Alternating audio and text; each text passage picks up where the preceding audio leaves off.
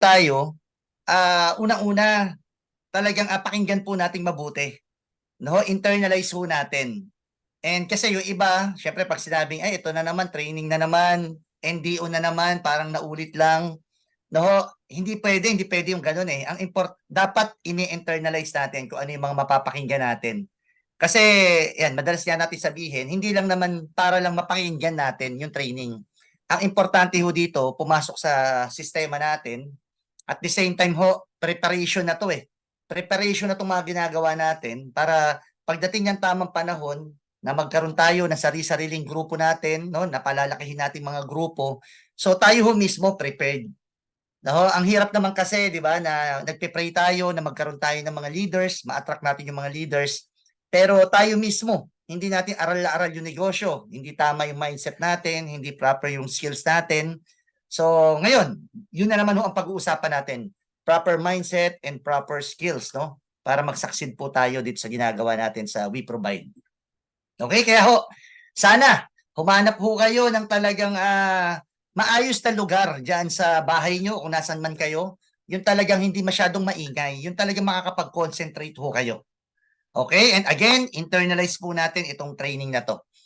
Okay, so ngayong gabi ho, napakaswerte natin dahil ang magte-training po sa atin, syempre isa po sa mga resultado na po dito sa We Provide, dito sa negosyo natin to. And madalas nyo po siya napapakinggan, no? Siya po yung madalas mag-intro po sa akin, ang aking kuya. Na po, sa mga hindi ko nakakilala doon sa kuya ko, na po ang background po niya, engineer po siya by profession. Engineer po siya sa Dubai for 15 years. And madalas ko pong sabihin dito sa talk ko, hindi naman po sa pagyayabang, hindi po siya ordinary engineer sa Dubai. Siya po ay boss sa Dubai. No? Isa lang ho ibig sabihin, madalas ko rin sabihin na kahit pala may profesyon na yung tao, pwede pa rin magbukas ng isip sa ganitong klaseng business. And then ginawa ho ito ng kuya ko, part-time lang, sa Dubai pa siya noon, online lang. Alam nyo, first month niya, ito record yung nangyari sa kanya. Doon sa mga hindi lang alam to. Alam nyo, first month niya, kumita ho siya 91,000. First month. Record po yun, wala pa nakaka-break nun. Kung bakit niya ho nagawa yun, ang dami niya talagang napamember, first month pa lang. No, mga kasamahan niya po sa Dubai, may mga ka-churchmate din siya.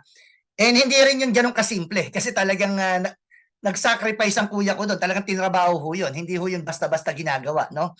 And yun, isa ho yun siya, isa-share niya sa atin. Paano nangyari ho yung ganun? Bakit first month pa lang, ang ganda ng naging result niya? Tama, and yun ha, nagtuloy-tuloy ho yung naging result niya. Alam nyo, less than 1 year, na po, sabay-sabay po kami dito, naging part ng Millionaires Club. Less than 1 year. Tama, ibig sabihin, sa mga hindi nakakaalam, ano bang Millionaires Club? Ito ho yung mga kumita na ng 1 milyon, pataas. Na po. So, less than 1 year, sabay-sabay po kami, naging Millionaires Club dito sa We Provide.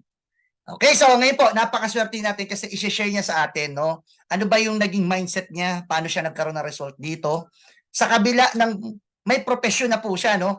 Alam niyo, sa totoo lang, minsan ho, ang mahirap sa ganitong business, minsan ano ho, pag tayo may profession na, lalo na pag maganda na ho talaga yung hanap buhay natin, no? Meron na talaga tayong title, no? Let's say engineer tayo, boss tayo. Alam mo mahirap din gawin yung ganitong business. Bakit? Syempre, alam mo may profession ka na eh. Tapos biglang magi-invite ka. So, may proper mindset ho diyan kung paano ho nagagawa. And isa ho 'yun sa mga i-share ng kuya ko sa atin ngayon. Okay, so ready na po ba tayong lahat? Okay, welcome natin ang ating trainer for tonight, Engineer Sorter Laksamana. Para pangalo natin. Yes! Thank Yes. you, Coach Chris. Yeah. Ayun, matindi. Good morning, good afternoon, and good evening po sa lahat. Ayan, so tayo po ay mapalad. Nagpapasalamat din sa Diyos at tayo po ay binigyan ng pagkakataon para mag-share po ng ating konting mga experience, ng ating kaunting kaalaman dito sa training na to. Pero para po Yes. mas maganda yung ating usapan, mag-share lang po ako ng screen. Ayan. Okay. Yun. Meron na ba tong? Yes, fair. Yes.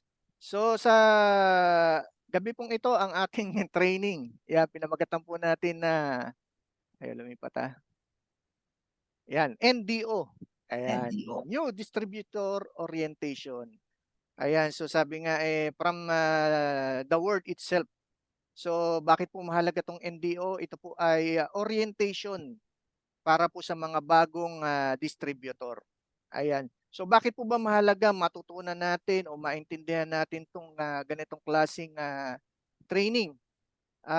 Especially po sa ating mga new members, sa mga bago pong ginagawa tong negosyo na to, especially dun sa wala pa talagang experience sa ganitong klaseng business. Yes. And para din naman po sa mga matatagal na, bakit mahalaga po tong NDO na to? So, specifically para po sa mga bago, ito po ay preparation na para po maging ready po tayo sa ating mga may experience habang ginagawa natin 'tong business. Ayan, and siyempre po para naman po do'n sa mga matatagal na nating members, sa mga timers, ito po, it serves as review, reminder, and siyempre po para ma-master natin mabuti yung business. Ayan, sabi nga ito yung time naman para charging or mag-recharge. Ayan. So, bago po ako mag-start, gusto ko po munang illustrate yung NDO. Ano ba yung silbi ng NDO sa mga new members at sa mga old members? So, kagaya po nung nasabi ko kanina sa mga new members, ito po ay preparation po para sa ating mai-experience habang ginagawa natin 'tong negosyo na 'to. So, para siyang it serves as vaccine.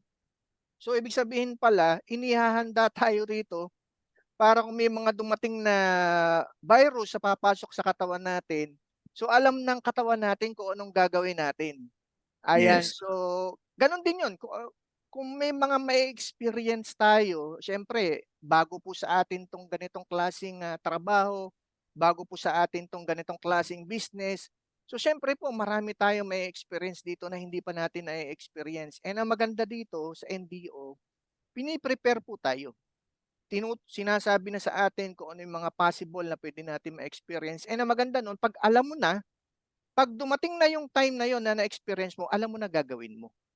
Yes. Ayan, kaya po napakahalaga sa katawan ng tao yung vaccine, 'yan dapat daw kumpleto, 'di ba? Kaya merong first shot, second shot, may first booster, merong second booster, 'di ba? Dito rin pala sa NDO dapat makumpleto mo rin, 'di ba? Para alam mo kung ano man yung mga darating na mga virus or mga trials dito sa business na 'to. So alam na alam mo rin ang gagawin mo. Marami kasi tayong mararanasan dito. Mamaya matatakil po natin, madadaanan natin ano yung mga bagay na puwede nating madaanan, ma-experience habang ginagawa natin 'tong negosyo na 'to. And sa mga old members na po, katulad ng sinabi ko kanina, it serves as review, reminders, pagre-recharge, 'no, parang battery nalolobat. Sabi nga, kahit gaano lakas, kahit gaano katibay yung battery natin, nalolobat talaga 'yan. So, kailangan talaga meron din tayong time para recharge. Ayan, pero ito sabi nga, meron tayong reminders naman sa pagre-recharge. Meron daw pong ito importante po talagang maintindihan natin. So, meron daw golden rules sa pagre-recharge, 'no, kahit na sa YouTube makikita natin ito. So, ang number one rules daw dito sa pagre-recharge, don't over drain the battery bago mo Yes. i-recharge. Sabi nga 'no, it will shorten the life of your battery. And ang pangalawa raw pong golden rule sa recharge, don't overcharge the battery. Yan, it will shorten the life of your battery. So ano po bang ibig sabihin natin? Ano ibig sabihin ng golden rules na 'yon? Sa pagre-recharge pala o sa pag-attend ng mga trainings, ng mga NDO, una, 'wag mo daw aantayin na malobat ka ng todo bago ka umattend ng mga trainings, ng mga NDO. 'Wag mo raw antayin na manghina ka o ma-demotivate ka bago ka umattend ng training. Kapagka inaantay mo raw na hinang-hina ka na tsaka ka mag-a-attend ng training, baka hindi ka na ma-recharge, 'di ba? Puwedeng Yes. lumakas ka, 'di ba? Pero hindi na babalik yung dati mong motivation, yung enthusiasm mo sa business, yung init mo, yung gigil mo, yung burning desire, napakahalaga yung burning desire, baka hindi na bumalik, 'di 'di ba? Or kung bumalik man, it will takes time again. Kumbaga para kang nagsisimula ulit sa zero, 'di ba? So napakahalaga daw dapat, lalo na dun sa mga may mga naging resulta na. So wag mo raw aantayin na kasi darating yung may mga times talaga na ikaw made-demotivate, manghihina ka. Wag mo raw hintayin na manghina ka ng todo. Attend ka ng training. 'Yan para ma-motivate tayo. So dapat daw Yes. matalino ka. Alam mo pag sinearch mo dun sa YouTube, dapat daw 'pag magre-recharge ka, wag mong aantayin na bumaba ng 20% yung battery mo, 'di ba? Kailangan daw bago mag 20% i-charge mo na. So pag titingnan mo, pag ina-apply mo dito sa business natin, gano'n din. Dapat pagka bago pa dumating yung time na parang 20% lowbat ka na, attend ka na ng training. 'Di ba Yes. mag-recharge ka na. 'Yan. Eh, ano naman yung overcharge? 'Yan, importante rin 'tong maintindihan natin. Ano naman daw yung na-o-overcharge? Eh, ito naman yung na-o-overcharge, yung attend naman ng attend ng training, pero walang ginagawang aksyon. Ayan, na-o-overcharge. So, sabi daw dapat 'pag umattend tayo ng training, dapat i-put in action natin. 'Yan dapat Yes. kasi doon ka raw gagaling, eh. Yung kapagka nalagpasan mo yung mga obstacle, yung mga trials, 'yan, doon ka lalakas, doon ka gagaling sa business. Kumbaga yung mga natututunan mo, yung mga naririnig mo, napapatunayan mo ay totoo pala, 'di ba? Yes. So, napakaimportante na dapat pagka may natutunan tayo, i-a-apply natin. 'Yan, hindi lang puro charge, na-o-overcharge ka naman. Hanggang sabi nga, may kasabihan nga tayo, hindi raw importante o hindi daw mahalaga kung gaano karami yung nalalaman mo o hindi mahalaga kung anong meron ka. 'Di ba, ang mahalaga, ano yung ginagawa mo doon sa meron ka. Ano yung Yes. ginagawa mo doon sa meron ka ngayon. Ayan. So, okay. So, tapos na po tayo sa introduction natin. Pero wag po kayong mag-alala, ano, sisimplehan lang po natin 'tong, ating NDO. Ayan, and para po madali nating maintindihan, nilagyan lang po natin ng, acronym. 'Yan, ang pangalan nito, ABC in MLM Business. So, ano po yung ABC diyan? Yung A stands for attitude, 'yan, B stands for belief, and C stands for commitment. Ayan, and siyempre po, mag-start po tayo sa attitude. 'Yan. So attitude, mga tamang pag-uugali na dapat nating matutunan para maging successful tayo dito sa business na 'to. 'Yan. So ibig sabihin po diyan, correct mind setting. 'Yan, kaya ang sabi rito, kapag tama ang takbo ng pag-iisip natin, 'yan, tama ang magiging pag-uugali natin. Ayan. So Yes. sabi nga, as simple as kung gusto nating maging successful na negosyante, 'yan, siyempre dapat maging utak negosyante tayo. Ayan, ang isa po, sabi nga sa part ng attitude na dapat po nating, maintindihan, matutunan, number one diyan yung yung tinatawag na GLLA. 'Yan, good listening and, learning attitude. Ayan, so bakit po ba napakahalaga nung, GLLA? Yeah, number one, bakit po mahalaga yung good learning listening attitude? Number one, this is a copy business. So ibig sabihin po ito raw pong business na 'to, kopya-kopya lang. Gagayahin lang po natin yung mga ginawa nung mga taong nauna sa atin, yung mga naging successful sa atin. Ibig sabihin pala rito, kung magaling kang kumopya, eh, siguradong mabilis kang magiging successful dito. Ayan, kaya Yes. sabi po napakasarap pong gawin 'tong business na 'to. 'Di ba kung nung panahon na nag-aaral tayo, 'pag ikaw ay mahilig kumopya, bagsak ka, 'di ba? Pero dito sa business natin, kapagka daw ikaw ay, magaling kumopya, kapagka ikaw ay matalinaw, 'yan, sigurado po magiging successful tayo sa negosyo na 'to. Ayan, kaya sabi Yes. rito kapag magaling kang mangopya, magaling kang yayaman. Ayan, kaya ang sabi rito, ano pala ang sikreto para yumaman ka ng mabilis? Ayan, bilisan mong mangopya. Learn the business faster.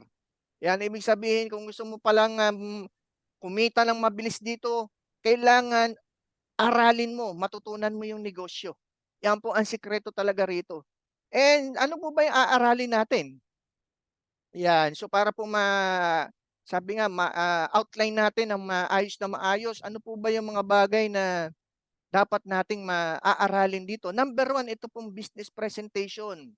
Yan, lagi po tayong meron yan, 'di ba? Online and offline talagang kumbaga sagad-sagad no. So ito po yung what is the business.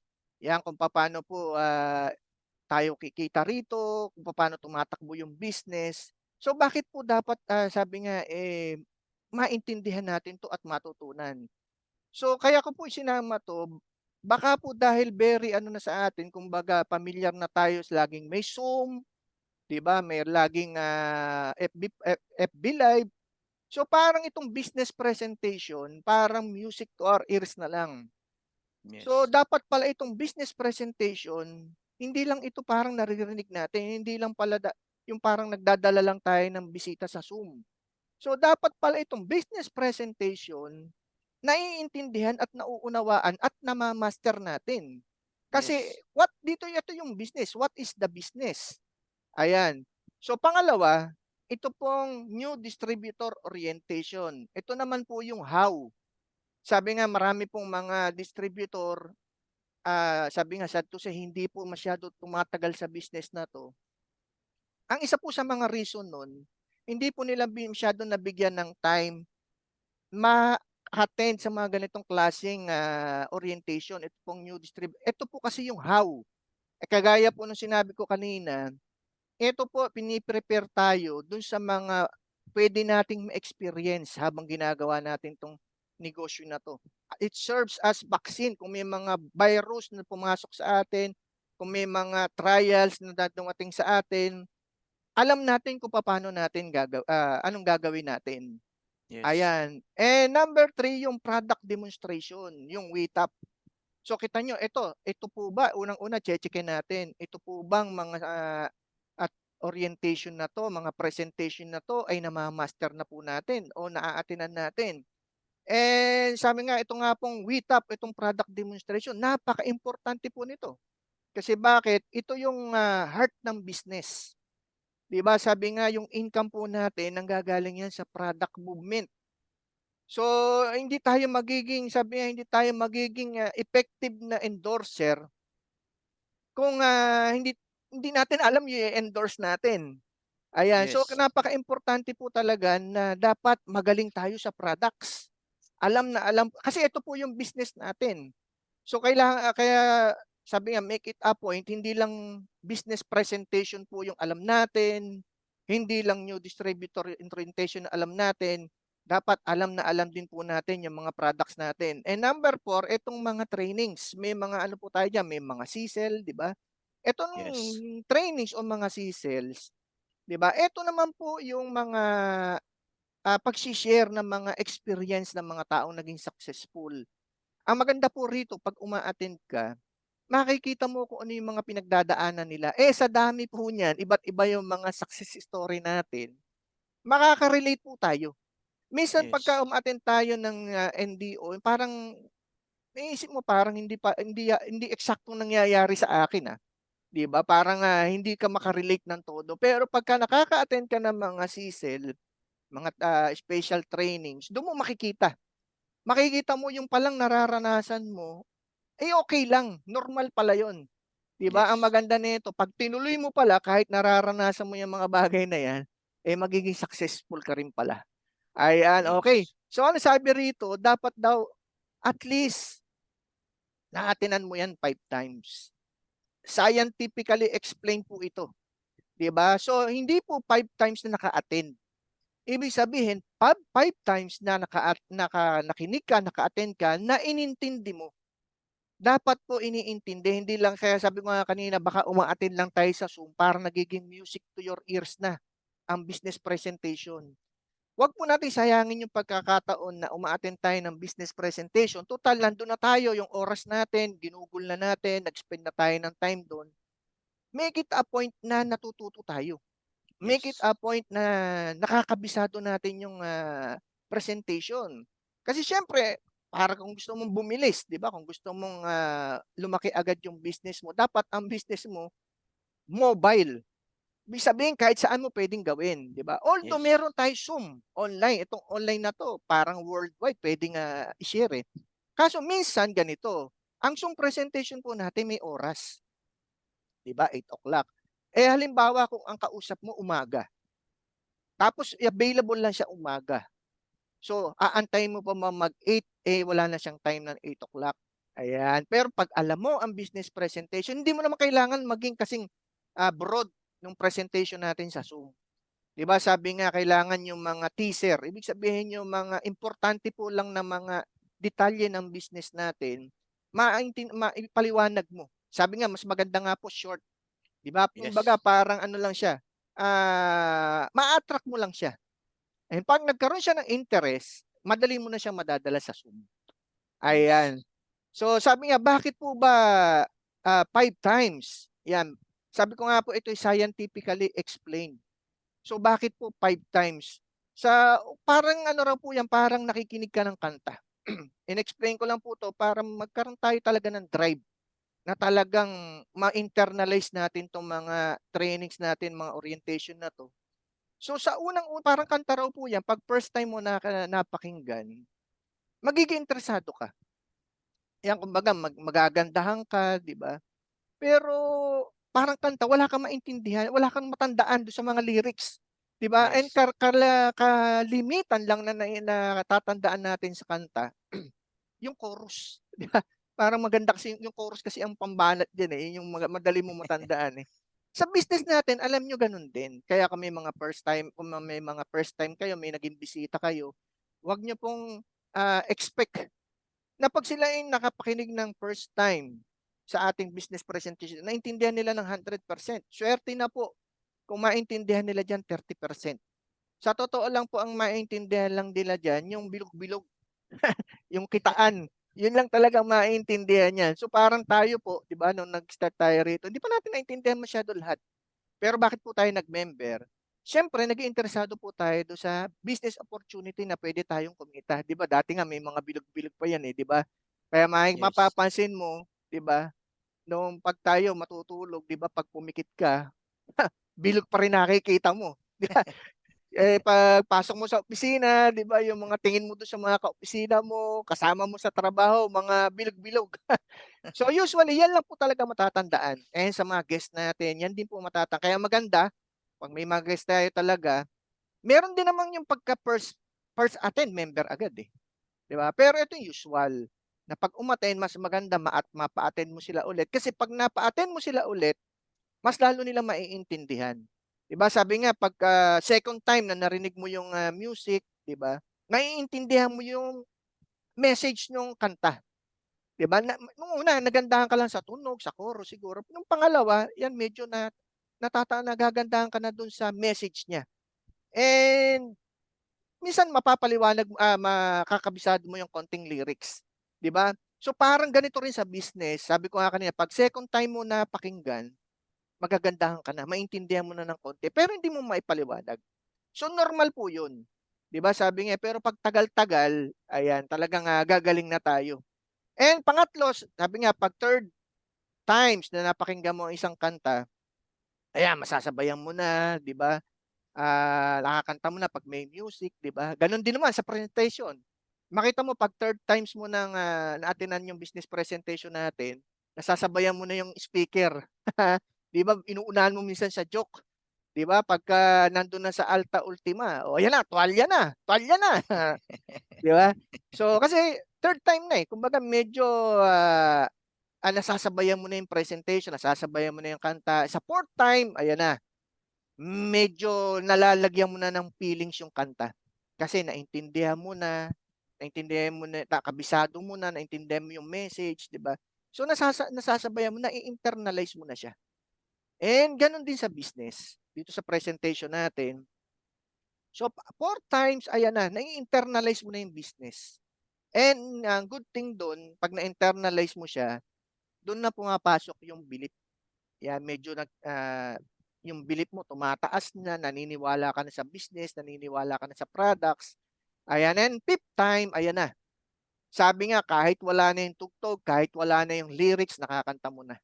'di ba? Yes. And dito rin sa business na 'to kahit wala na yung upline mo, 'yan, kahit wala na yung mga kasama mo, nape-present mo na yung business kasi na-internalize mo na siya.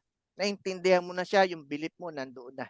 Ayan. So Yes. ganyan po kahalaga dapat itong mga trainings, orientation natin na 'to, na ma-master po natin. And siyempre 'pag na-master daw natin 'yan ng mabilis, 'yan, sigurado po raw po, mabibilis din tayo sa business na 'to. So dito pa lang po medyo mache-check na natin. Sabi nga kung halimbawa tayo hindi pa masyado, nagkakaroon ng result na malaki, hindi pa masyadong malaki yung kita natin. So medyo che-check natin, ako ba, nakapagpe-present na ba ako ng business? Okey na ba ako sa how? Yung product ba kabisado ko na? 'Yan. And maganda nun, may mga trainings na ba tayo na-a-attenan. Okay. Yes. So, bago po natin na i-broad pa yung how GLA is very important, may papakita lang po ko sa inyo rito na equation. Ayan.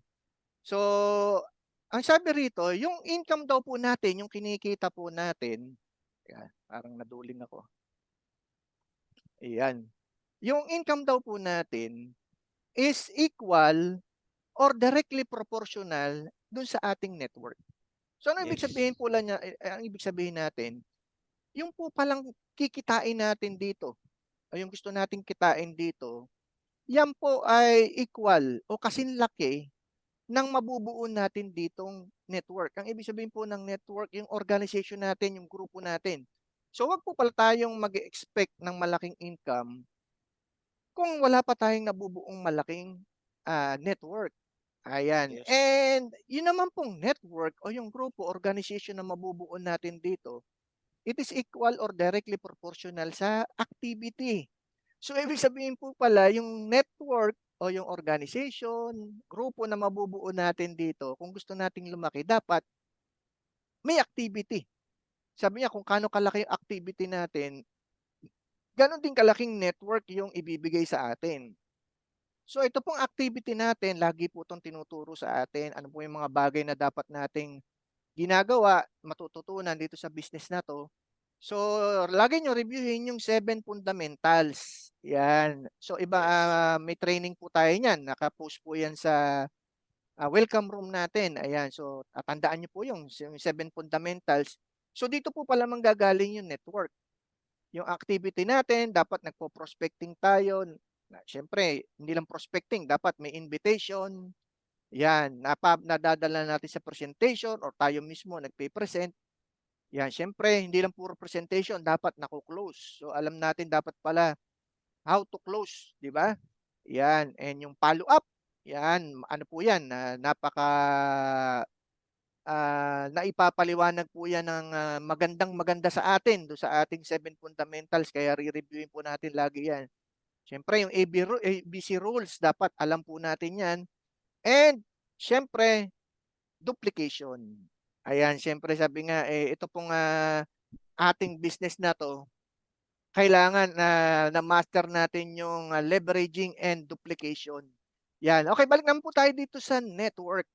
So, sa pagpapalaki na po ng network, nagagawa na natin 'tong mga activity na 'to, dito naman sa network, sabi nga, para po lumaki ang network natin na 'yan, dapat po 'yan meron tayong foundation or knowledge. Sabi nga, itong knowledge na 'to, ito yung mga bagay na dapat nating matutunan kung papaano natin mapapalaki yung ating grupo. Kung paano Yes. natin ito maintain, 'di ba? And ito po yung lagi nating, tinuturo sa'tin, laging tinuturo sa'tin dito sa grupo natin, 'di ba? Sabi nga, yung, hindi po natatapos yung ating, obligation do sa ating mga na-invite, sa ating mga bisita kapag sila ay nag-member na. So, ayan po, Yes. tatandaan po natin. Hindi po natatapos yung responsibility natin 'pag nag-member sila. Minsan gano'n na yung isip, "Oh, nag-member na, ayos na, lipat na naman sa iba. Hanap na naman tayo." 'Di ba? Recruit, Yes. recruit na naman.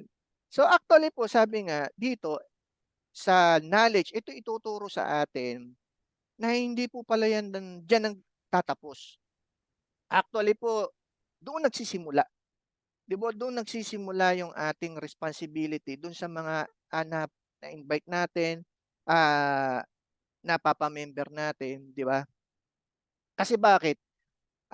Kagaya nung nasabi natin, number 7 na yan, hindi lalaki yung grupo natin kapagka wala po yung leveraging. 'Di ba? Hindi lalaki yung grupo natin kapagka wala yung duplication, 'di ba? Kaya 'yan. Kaya minsan napapansin natin, 'di ba? Yung grupo natin lumalaki lang po sa genealogy. 'Di ba? Yung genealogy 'pag napansin baka di pa natin alam yung genealogy, So dapat alam natin yung genealogy do sa distributor tracking center natin. So mapapansin po natin yung grupo natin, lumalaki lang po sa genealogy. Ibig sabihin dumadami kasi may mga nagme-member, 'di ba? Pero may nagme-member pero may nawawala din. Kasi hindi sabi nga hindi natin nakikip. So dito po sabi nga napaka-importante itong knowledge na ito ituturo sa atin. Una, how to keep yung ating mga member. Yan, papaano, how to handle, ano po yung paano magpalaki ng organization. Ayan, okay. So sa pagpapalaki raw po ng organization is like sa building. Parang nagtatayo ka raw po ng building. Yan, ayun, ang building daw po, yung mga matataas na building, yung mga 40 story, 50 story, 'di ba? Yung mga nakikita natin ng mga skyscraper, 'di ba? Yan po matataas na building, hindi po yan itinayo ng ipinatong lang sa lupa, 'di ba? So ang hindi po natin alam, bago po itayo yan, meron po yang foundation. May pundasyon yan. 'Di ba? Parang po doon sa pinakita natin kanina. So minsan po yung pundasyon na yan, kung kaano kalaki yung itatayo na building, ganun din po kalaki yung pundasyon. Yan, kaya po makikita ninyo kapag kami nagtatayo ng building, may mga barricade, may mga harang, 'di ba? Yan, ganyan itsura po niyan. Yan kumbaga may mga bakod, may mga harang. So wag po nating iisipin na ayaw po ipakita sa atin 'yan. 'Di ba? Akala natin pinagdadamot sa atin yung ginagawa sa loob. Pero ang totoo, bakit po ba merong pundasyon? Ay bakit may mga harang na ganyan? Kasi may hinukukay na malalim. Yes. Yan po yung pundasyon. 'Di ba? Para sabi nga, may mga external forces kasi yan. Kailangan matibay yung building mo. Kasi kung hindi mo raw yan lalagyan ng pundasyon, 'di ba? Sabi nga kapag yan daw yung maihian ng aso, eh bayo kumbaga yung building mo itinayo lang sa lapag, pag tinihian ng aso yan baka tumba yan, 'di ba? Kung mahipan daw ng mga malakas na hangin, tutumba. Ayan. So ganun din po daw sa pagpapalaki ng network. Yan, sa pagpapalaki ng network, hindi naman basta-basta lalaki yung network natin. Kaya sabi nga, minsan pa nagsisimula tayo, napapansin natin may mga nagiging member tayo, tapos may nawawala din, 'di ba? Tapos may papasok na na bago, 'di ba? Normal po 'yun. So, talagang merong nag-member po kasi ginamit niya yung products, 'di ba? Nag-member siya, na-excite siya pero na-busy siya, hindi niya natuloy yung business, 'di ba? Normal po 'yun. Pero may mga tao talaga na talagang magtutuloy, tuturuan mo siya kung paano i-handle yung grupo, magpalaki ng organization. And siyempre, Yes. dapat alam po natin 'yon, 'di ba? Kaya sabi nga kung na-experience po natin, normal po 'yan, 'di ba? Sabi nga kung may pumasok po na minsan 10, 'di ba? May lumabas na 10, okay lang po 'yan. At least alam mo kung paano mo kinuha 'yan, mauulit mo ulit, 'di ba? Papaano mo nagawa. Ang isang bagay kasi 'pag nagawa mo na, puwede mo ng ulit-ulitin. 'Yun po ang maganda do'n. Eh, ang hindi normal, 'di ba, halimbawa sa grupo mo may pumasok na 10, 'di ba, ang lumabas 11, hindi, 'yun ang nakakatakot. Ibig sabihin kasama ka na. So, dito raw po sa pagpapalaki naman ng network, may pundasyon din 'yan. So, hindi lang po basta-basta lumalaki yung network, dapat ang pundasyon natin diyan yung knowledge. So, dapat po sabi nga, kung kaano kalaki yung knowledge mo, 'yan din yung ibibigay sa'yo na network. Kaya sabi nga kung gusto mo palang lumaki agad yung network mo, dapat bilisan mo agad na dumami yung knowledge mo. 'Di ba? Kasi yung knowledge na 'yan, 'yan ang magbibigay sa'yo ng malaking network, 'di ba? So, Yes. bakit po dapat meron tayong mga knowledge din na malaki knowledge natin dito? May mga obstacle tayong pagdadaanan eh. 'Di ba? Yan ito yung may experience natin. Yan, mga viruses, 'di ba? Kung kanina may mga external forces do sa building, dito meron din. May mga obstacle, may mga viruses na tayong ma-encounter dito. And sabi nga dito, ano po ba yung number one example na mga obstacle and viruses na mararanasan natin habang nagpapalaki tayo ng network? Yan, number one po yung rejection. Yan, sabi nga, isa po sa mga dahilan kung bakit po minsan hindi tumutuloy. 'Di ba yung ating mga nagiging member na papa-join po natin. And number one po diyan yung hindi po nila alam kung paano i-handle yung rejection. Ayan, kaya sabi nga ito po yung kumbaga isang naging reason 'pag lagi mong tatanungin na bakit hindi po sila tumuloy, mahirap daw. Mahirap daw yung business. 'Di ba sa pag tinanong mo bakit mahirap, mahirap daw mag-invite. So pero pag tinanong mo naman, sabi niya, "Eh, bakit po? Gaano na po bang, karami yung, na-invite niyo?" Sabi niya, "Eh, isa pa lang." Isa pa lang daw, 'di ba, nahirapan na agad, 'di ba? So, number one po rito dapat maintindihan natin, what is rejection is and how to handle rejection. So, unang-una po itong rejection dapat po nating, maunawaan, ah, normal po ito. Kumbaga part ito ng ating daily life. Ibig sabihin ito po palang rejection, araw-araw nararanasan natin. Araw-araw kasama na natin 'to, normal lang po sa buhay natin 'to. For example po, halimbawa lagi nating pinapaliwanag, halimbawa po sa bahay, 'di ba, may nanonood ng TV, 'di ba? Nung nanonood ng TV dumating ka, 'di ba nanonood siya ng channel 2, kukunin mo yung remote control, 'di ba? Tapos sasabihin mo, "Teka muna, lipat natin sa channel 7." 'Di ba? Eh, sabi nung asawa mo, "Ay teka muna, ako nauna, eh, nanonood ako sa channel 2, kung gusto mo pagkatapos ito lipat mo." So 'pag titingnan mo, yan po is simple rejection. So ibig sabihin ko, tingnan niyo, nung sinabi sa'yo na hindi puwede, nanonood ako, rejection, ikaw po ba, sasama ang loob? 'Di ba kumbaga, iiyak ka ba, aatungal ka ba doon sa loob ng bahay niyo dahil hindi na pagbigyan yung gusto mo dahil na-reject ka ng asawa mo? Hindi. Hindi, normal 'yan, 'di ba? Kumbaga sabi nga siya nauna, may pinapanood siya, puwedeng intayin mo siya or marami namang mga tao may dalawang may higit sa isang TV sa bahay, lilipat na lang siya, manonood na lang siya sa ibang TV, 'di ba? So, Yes. rejection is normal, 'di ba? Sabi nga, halimbawa naman ikaw, nagco-commute, 'di ba, nag-aabang ka ng taxi, 'di ba?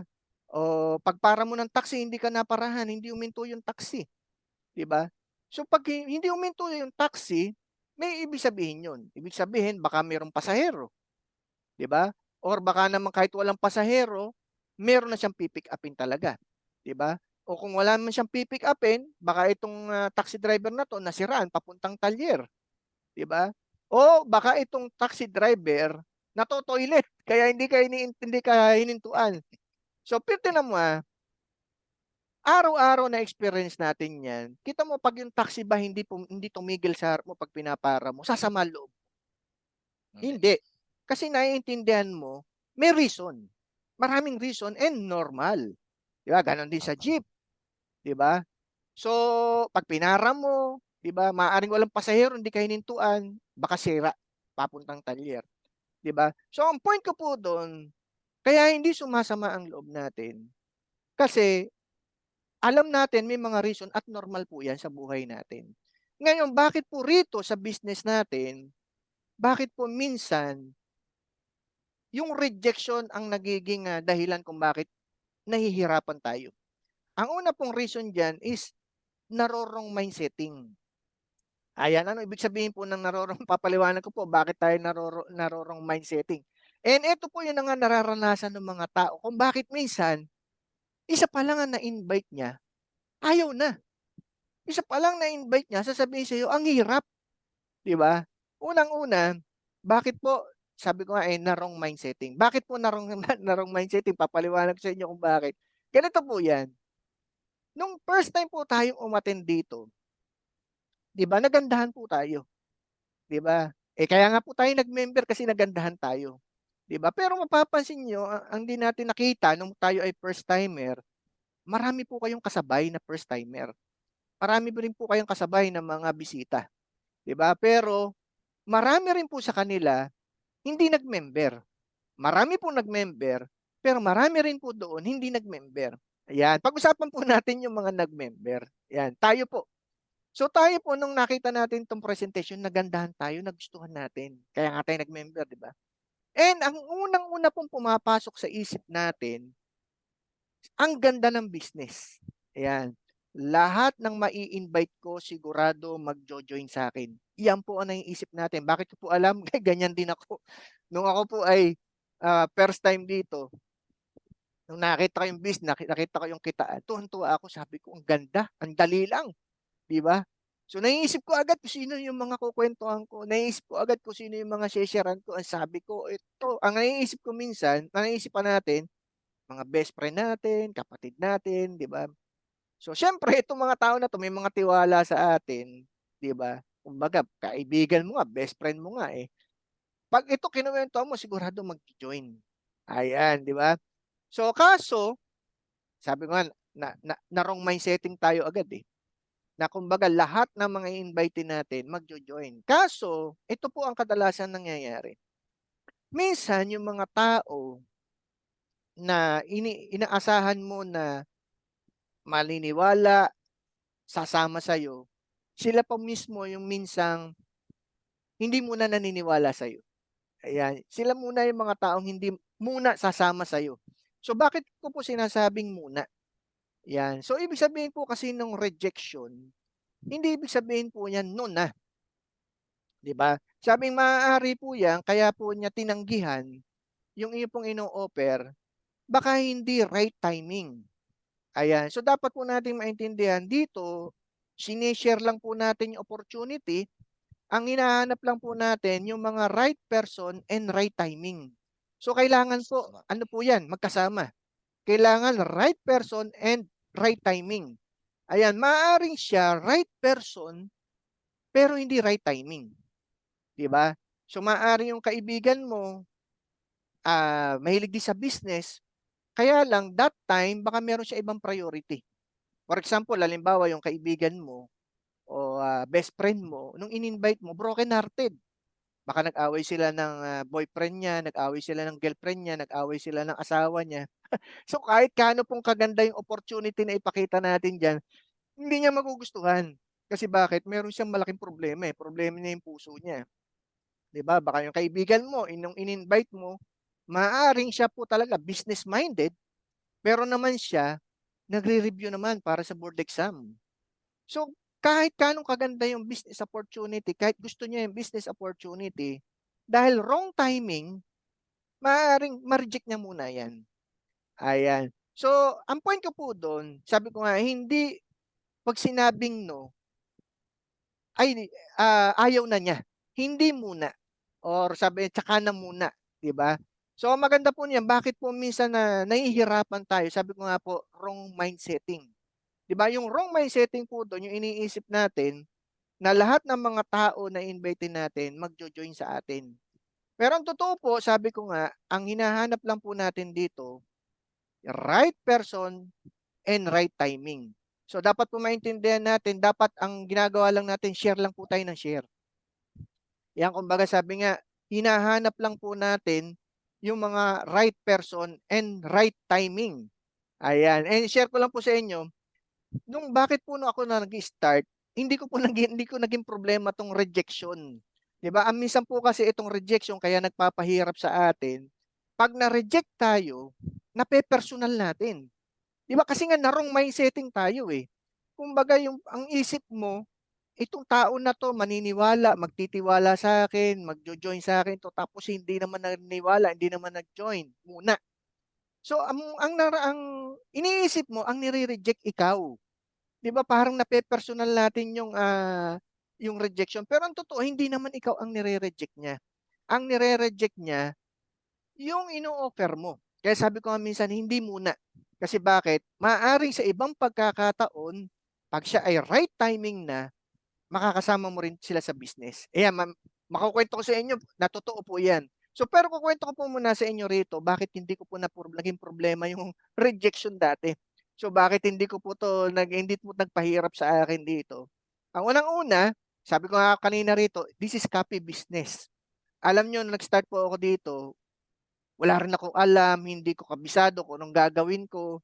Ayan, kaya lang yung sinabi sa akin na narinig ko sa training, copy business lang daw.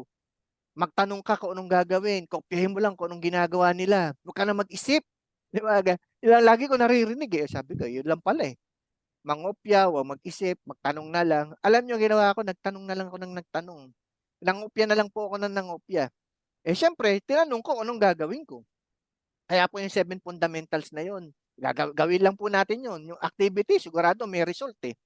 Diba? Sabi lang sa akin nung nag-invite sa akin, gumawa ka prospect list. Prospecting po yun. Eh, gawa kong prospect list. Sabi sa akin, 150. O, ginawa ko 220. Nilista ko 220. Lilista ka lang naman eh. Diba? So, maganda po kasi sa paggagawa ng prospect list, dapat talaga, bibigyan mo ng time. Eh, talagang, gawa ka prospect list. Kung pinagawa ka 150, 150 gawin mo. Minsan gawin po, lagpasan mo pa. Diba? Gawa ko 220. Alam niyo po, 2 days, 3 nights. Natapos ko yung prospect list ko. Tinarabaho ko talaga. Yes. Tingnan ko phone book ko, tiningnan ko Facebook ko, 220 lang pala. Nung binuksan ko nga yung phone book ko, sabi ko, ang mga nasa phone book ko, 2,200. Ang dami. 200 lang hinahanap ko. Kasi lagpas pa ng 2,000. Binuksan ko yung Yes. Facebook ko. Siyempre, piliin mo na yung ano. Sabi nga, pag Facebook na pinag-uusapan, piliin mo na yung maganda-ganda. Ibig sabihin yung may mga potential na tao. Hindi mo man alam kung sino magjo-join, pero at least alam mo sino may mga potential na tao. Alam mo, sabi sa akin, yeah, may prospect list ka na. Categorize mo. Lagi tinuturo sa atin, categorize naman ako. Yan, mag-target ka araw-araw kung ilan invitein mo. Sa totoo lang po ako, syempre busy, part-time. Hindi ka naman makakapag-invite ng tawag kasi pag tawag, ubus oras mo. So, tinuruan ako yung template. Yan, template. Tumarget ka lang araw-araw kung ilan may invite mo. Kaya ang ginawa ko, tinarget ko 20 na tao araw-araw. Hindi ko naman kinatawagan. Sinesendan ko lang ng text message. Bago ako pumasok, habang nagkakape, 20 na tao. Ayan. So, tinan nyo bakit una po ba't ako hindi naapektuhan ng rejection? Siyempre may rejection, pero bakit po hindi ako naapektuhan ng rejection? Kasi, hindi ko po ginol na may mapa-member. Ang ginol ko, may ma-invite. Sa isip-isip ko, siyempre, numero tayo eh. Siyempre, engineer, di numero. Sabi ko, mag-invite ako ng 20 araw-araw. Ewan ko lang kung walang mag-join dyan. Ang dami yan. 220 yung i-inviting ko. Kaya ako po, ang goal ko, hindi yung may mapa-member. Ang goal ko, may ma-invite araw-araw na 20. So, ang maganda po noon, araw-araw 20 ang ini-invite ko. Alam niyo yung 220 na nasa prospect list ko. Naubos ko po yun ng 14 days.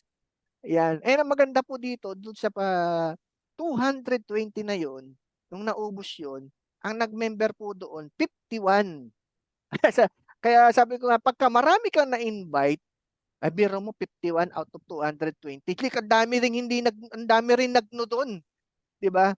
Pero ang maganda doon, daming nagno, daming nag-yes. Ayan, kaya sabi ko nga po, ang technique, sabi nga para hindi mo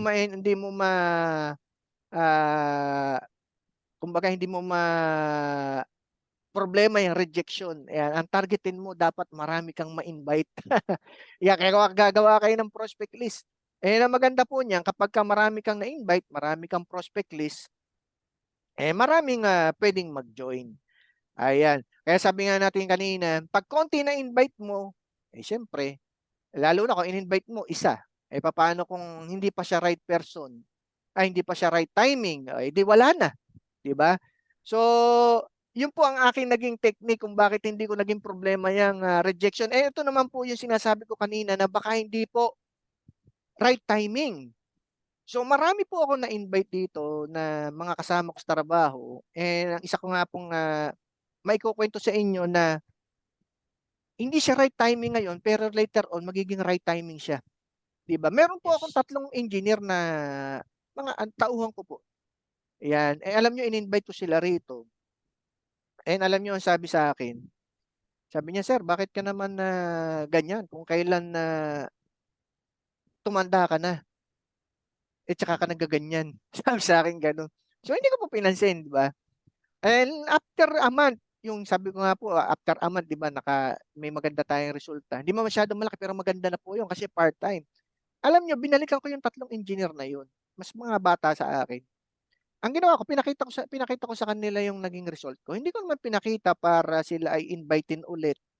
Ang ginawa ko lang po, pinakita ko po sa kanila para makita nila na totoo yung ginagawa natin. Ibig sabihin, legit to. Talagang may nangyayari dito. Alam nyo, nung pagkakita nila, alam mo, sabi sa akin, "Sir, member na kami, 3. 3 sila, sabay-sabay." Di ba? So, ang point ko doon, kasi nag-right timing na sila. Nung unang in-invite ko, hindi pa sila right timing. Kaya lang darating yung time na pwede rin siyang mag-right timing. Kaya sabi nga, pag kami na-invite tayo, maaaring hindi pa muna sila magjo-join, maaaring hindi pa muna sila maniniwala. Pero later on, 'di ba, in right timing, makakasama nyo rin sila dito sa business. Ayan, sabi nga minsan ang nagpapahirap dito talaga yung emosyon. Kaya sabi nga nabibiktima tayo ng ating emosyon. Kasi nape-personal natin yung rejection, 'di ba? Kaya nga minsan yung taong inaasam mo magjo-join hindi nag-join sa'yo. Ang sama ng loob mo. 'Di ba? Ilang linggo na hindi mo siya makakalimutan. 'Di ba? Talaga sinasabi pa, ikaw talagang tatandaan mo 'to. Hindi ko makakalimutan 'to. Samantalang siya, nung in-invite mo, nung umayaw siya, dahil meron siyang priority iba, nakalimutan ka na niya. Samantalang ikaw, hindi mo siya makakalimutan. Minsan, linggo na, buwan na. 'Di ba? Kaya minsan, tumatagal ka. 'Di ba bakit? Yung emosyon mo, nabibiktima ka.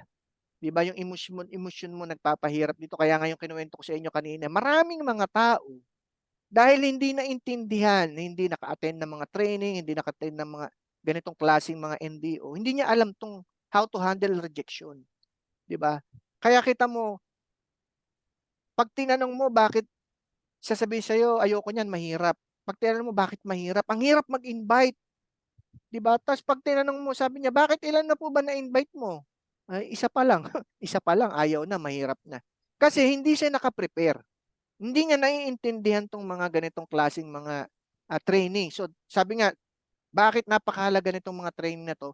Para kung maranasan mo tong mga bagay na to, alam mo na ang gagawin mo. Ayan. Sabi ko nga dito kanina, nabibiktima tayo ng ating emosyon. Ayan. Ang isa sa mga mahalagang dapat nating matutunan dito pagdating sa emosyon, kailangan matutunan nating ma-master yung emosyon natin. Ayan. Ibig sabihin, hindi tayo umaaksyon base dun sa ating emosyon. 'Di ba? Dapat nakokontrol natin yung emosyon natin. And siguro sa ibang pagkakataon, i-elaborate po natin 'yan how to handle your emotion. Pero sa gabing ito, bibigyan ko lang po kayo ng illustration kung patunay na ang emosyon po nakokontrol. Kung patunay na ang emosyon po naha-handle. Ibig sabihin kasi minsan, 'di ba, ang ginagawa mo 'to, nararanasan mo 'to, ayoko muna mag-we provide, malungkot ako eh. Ayoko muna mag-we provide, na-reject ako eh. 'Di ba? Ayoko muna mag-we provide, down ako eh. 'Di ba? Minsan gano'n eh. Hindi natin napapansin yung nakaraang topic natin, 'di ba? Yung topic ng upline natin. Minsan yung procrastination na nagpapatagal sa atin eh. 'Di ba? Ito, bibigyan ko lang kayo ng illustration na patunay po na ang emosyon natin nakokontrol. Ayan, meron tayo ditong isang kwento, 'di ba? Ang kwento raw po nito ay tungkol sa iyo, tungkol sa iyo. So, ang example po daw, halimbawa ikaw ay isang linggo, Sunday, ibig sabihin isang Sunday, 'yan. And maaga kang gumising. And prior to that, nung Saturday night, kaya alam mo na pupunta ka ng church nung Sunday, ni-ready mo lahat ng gagamitin mo. 'Di ba? Yung damit mo, yung palda mo kung babae, kung lalaki naman, pants, 'di ba? Ang hinanda mo talagang pang church, 'di ba? Yung halos almost white lahat, 'di ba? Maganda kasing pang church yung naka-white eh. 'Di ba? Pinalantsa mo na 'yan, 'di ba? Tapos natulog ka ng maaga, kinabukasan gumising ka ng maaga para hindi ka ma-late sa church, maaga ka, 'di ba? Kaso nung pagpunta mo sa church, maaga ka, bis na bis ka, puting-puti yung suot mo. Ayan. Nung papunta ka sa church, 'di ba? May nakasalubong ka. 'di ba? Ay yung nakakasalubong mo, that time umiinom ng hot chocolate, 'di ba? And nagkataon naman nung halos magsalubong kayo, 'yan, nabangga ka nung taong umiinom ng hot chocolate. And ang matindi nito, yung hot chocolate na iniinom niya, natapon sa'yo. Mula sa damit mo, nadamay pa yung pambaba. Ayan, yung pinag-prepare mo ng gabi, maaga ka ng lunch, maaga ka natulog, natapunan ng hot chocolate. Ayan, ang tanong ngayon dito, 'di ba? Sabi nga, real talk lang tayo, 'di ba? Ano ang magiging reaksyon mo sa pagkakataon na yun? Na yung iyong pinaghandaan natapunan ng hot chocolate. Ano ang magiging emosyon natin? Ayan, kahit hindi po kayo sumagot, alam ko sasabihin nyo, siyempre magagalit tayo. Siyempre sasama ang loob natin. Pinag-preparean mo tapos natapunan. Ayan, pero ito po, sabi nga, sa isang saglit, pwede pong magbago yung emosyon natin. Patunay lang ng emosyon po pala ng tao, nakokontrol. Yan. Ganito po, paano mabago? Nung makita mo na yung tao pala na may hawak na chocolate na nakatapon sa'yo, si Bongbong Marcos. Si presidente pala yung nakabangga sa'yo at nakatapon sa'yo ng chocolate. Ang tanong, ano ang magiging reaction mo? Nung ikaw ay galit na galit, ayan, nung makita mo na yung presidente pala nakatapon sa'yo, di ba? Anong gagawin mo? President! Ikaw pala yan! Dito sa likod ko, pwede mo pang tapunan. So, anong point ko? Yes. Kita mo, in split second, ang emosyon pala ng tao, nababago. Yes. Kumbaga, sabi, in split second, ang emosyon pala ng tao, nakokontrol. 'Di ba? Nahahandle mo pala yung emotion mo. 'Di ba? So, ibig sabihin pala kailangan yan natin dito, ma-master natin yung ating emotion. Ibig sabihin, ma-master. Ikaw yung nagko-control. Makontrol mo yung emotion mo. Okay? So, sabi nga, and additional do sa rejection, sabi nga, paano mo mamamaster yung rejection. Yan. Kumbaga, paano ka hindi na ma-apekto. Okay. Ang pangalawang tip dito, sabi niya, dapat ma-reject ka lang na ma-reject. Ayan. Kapag kaya, kung ayaw mong, sabi kung gusto mong ma-master to, kailangan nare-reject ka. Hanggat hindi ka nare-reject, eh talagang hindi mo to ma-master. Hindi ka makakawala dito. 'Di ba? Sabi nga dito, kapag ka nare-reject ka na nare-reject, pagdating ng time, hindi ka na maapektuhan nito. Bali, wala na siya yung rejection. Kaya kita mo yung mga tao talaga na minaster yung rejection, sila yung mga tao talaga na nagiging successful dito. 'Di ba? Yun yung tinatawag nila na nagiging Batman na raw. Sabi nga, nagiging pusong bato at saka nagiging manhid. Ayan. Pero sabi nga rito, pag marami ka ng rejection, ayan, matuwa ka pag marami ka ng rejection, sigurado may mga yes na yan. Ayan, may madagdag ko lang sa inyo. Yung kinukwento ko sa inyo na 220 na prospect list ko. Alam niyo po, kung ilan po pang ilan sa listahan ko, yung unang nag-join sa akin. Yung unang-una pong nag-join sa akin is pang number 75. Yan. And maganda po pala rito sa gumagawa ng prospect list. Hindi ka makakapili. 'Di ba? Hindi ka na nag-iisip basta po may prospect list kami listahan ka, invite ka ng invite. Alam niyo po kung bakit ko nasabi yan. Yung unang-una pong tao na nag-join sa akin, ayaw ko pang invitein yun. Kaya lang nakita ko sa Facebook, sinulat ko. Kaya lang nung ini-invite ko na, nagdadalawang isip ako kasi po nung huli kong makita yun, nung graduation namin, schoolmate ko, alam niyo babae yun. Mahihiyain yun, tagang parang kung sa lalaki, torpe. So sabi ko parang namang masasayang tong invitation ko kung inviting ko to. Kaya lang sabi ko, sisendan ko lang ng template na invitation, ano bang masama doon? Alam nyo, nung sinendan ko, that was 20 years ago. Biro nyo, iniisip ko, ganun siya. 20 years ago na yun. Alam nyo, ito palang tao na to, doon sa 20 years na hindi kami nagkita, marami nagbago. Di ba? Ito pa palang tao na to, magaling sa ganitong klaseng business, taga-anan po to, taga London eh. Diyan sa Europe din, taga London eh. Alam niyo, napresentan pa nga namin to madaling araw. Alas 3 yata ng madaling araw. Alam niyo, yung unang-una naging member ko, nag-7 heads. So meron mo number 75 sa listahan ko. Itong taon na to, parang sa tingin ayoko inviting, kaya lang nasa prospect list ko. Sinendan ko ng templated. Siya pa yung unang-unang nag-member, naka 7 heads. Ayan, okay. So para hindi tayo maba, diretso na tayo. Number 2. Yan, discouragement. Ayan, so isa po ito rin sa mga nagpapahirap po sa mga new members, mga bago nating kasama dahil hindi nila alam how to handle discouragement. And isa po sa napakamahalagang solusyon dito. Dapat po talaga dapat tayo maging well-versed sa business. Ayan, kasi pagka hindi po tayo well-versed sa business, ay talagang maapektuhan po tayo ng napakaraming magdi-discourage sa atin dito. 'Di ba? Eh kung hindi tayo talaga hindi natin alam tong negosyo, sabi nga itong mga discouragement na ito minsan ang magpapahinto sa atin dito sa negosyo na to. And dapat nating tatandaan din, dalawa po yung mga tao na magdi-discourage sa atin dito. Ayan. Ang number 1 po na magdi-discourage sa atin dito, yung mga tao na nagkukunwari ang alam yung business. Pero hindi naman talaga alam yung business. Yan. So yan po yung mga tao na ginawa yung nag-join, ginawa yung business pero hindi pinag-aralan. So yan po yung mga tao na magdi-discourage sa atin dito. And pangalawa na pwedeng taong mag-discourage sa iyo rito. Kaya ito dapat aaralin mo mabuti. Maintindihan mo talaga eh. Ang pangalawa pong tao magdi-discourage sa iyo rito, yung mga tao namang alam ang business. Naiintindihan ng business. Pero hindi ginawa ang business, hindi tinuloy, 'di ba? Hindi winork out pero naiintindihan ng business. Alam niya kikita ka, 'di ba? Kaya lang natatakot siya na baka ikaw kumita, siya hindi kumita. 'Di ba? Kaya yan makita mo minsan mas magaling pang mag-discourage yan kasi alam ang business eh, 'di ba?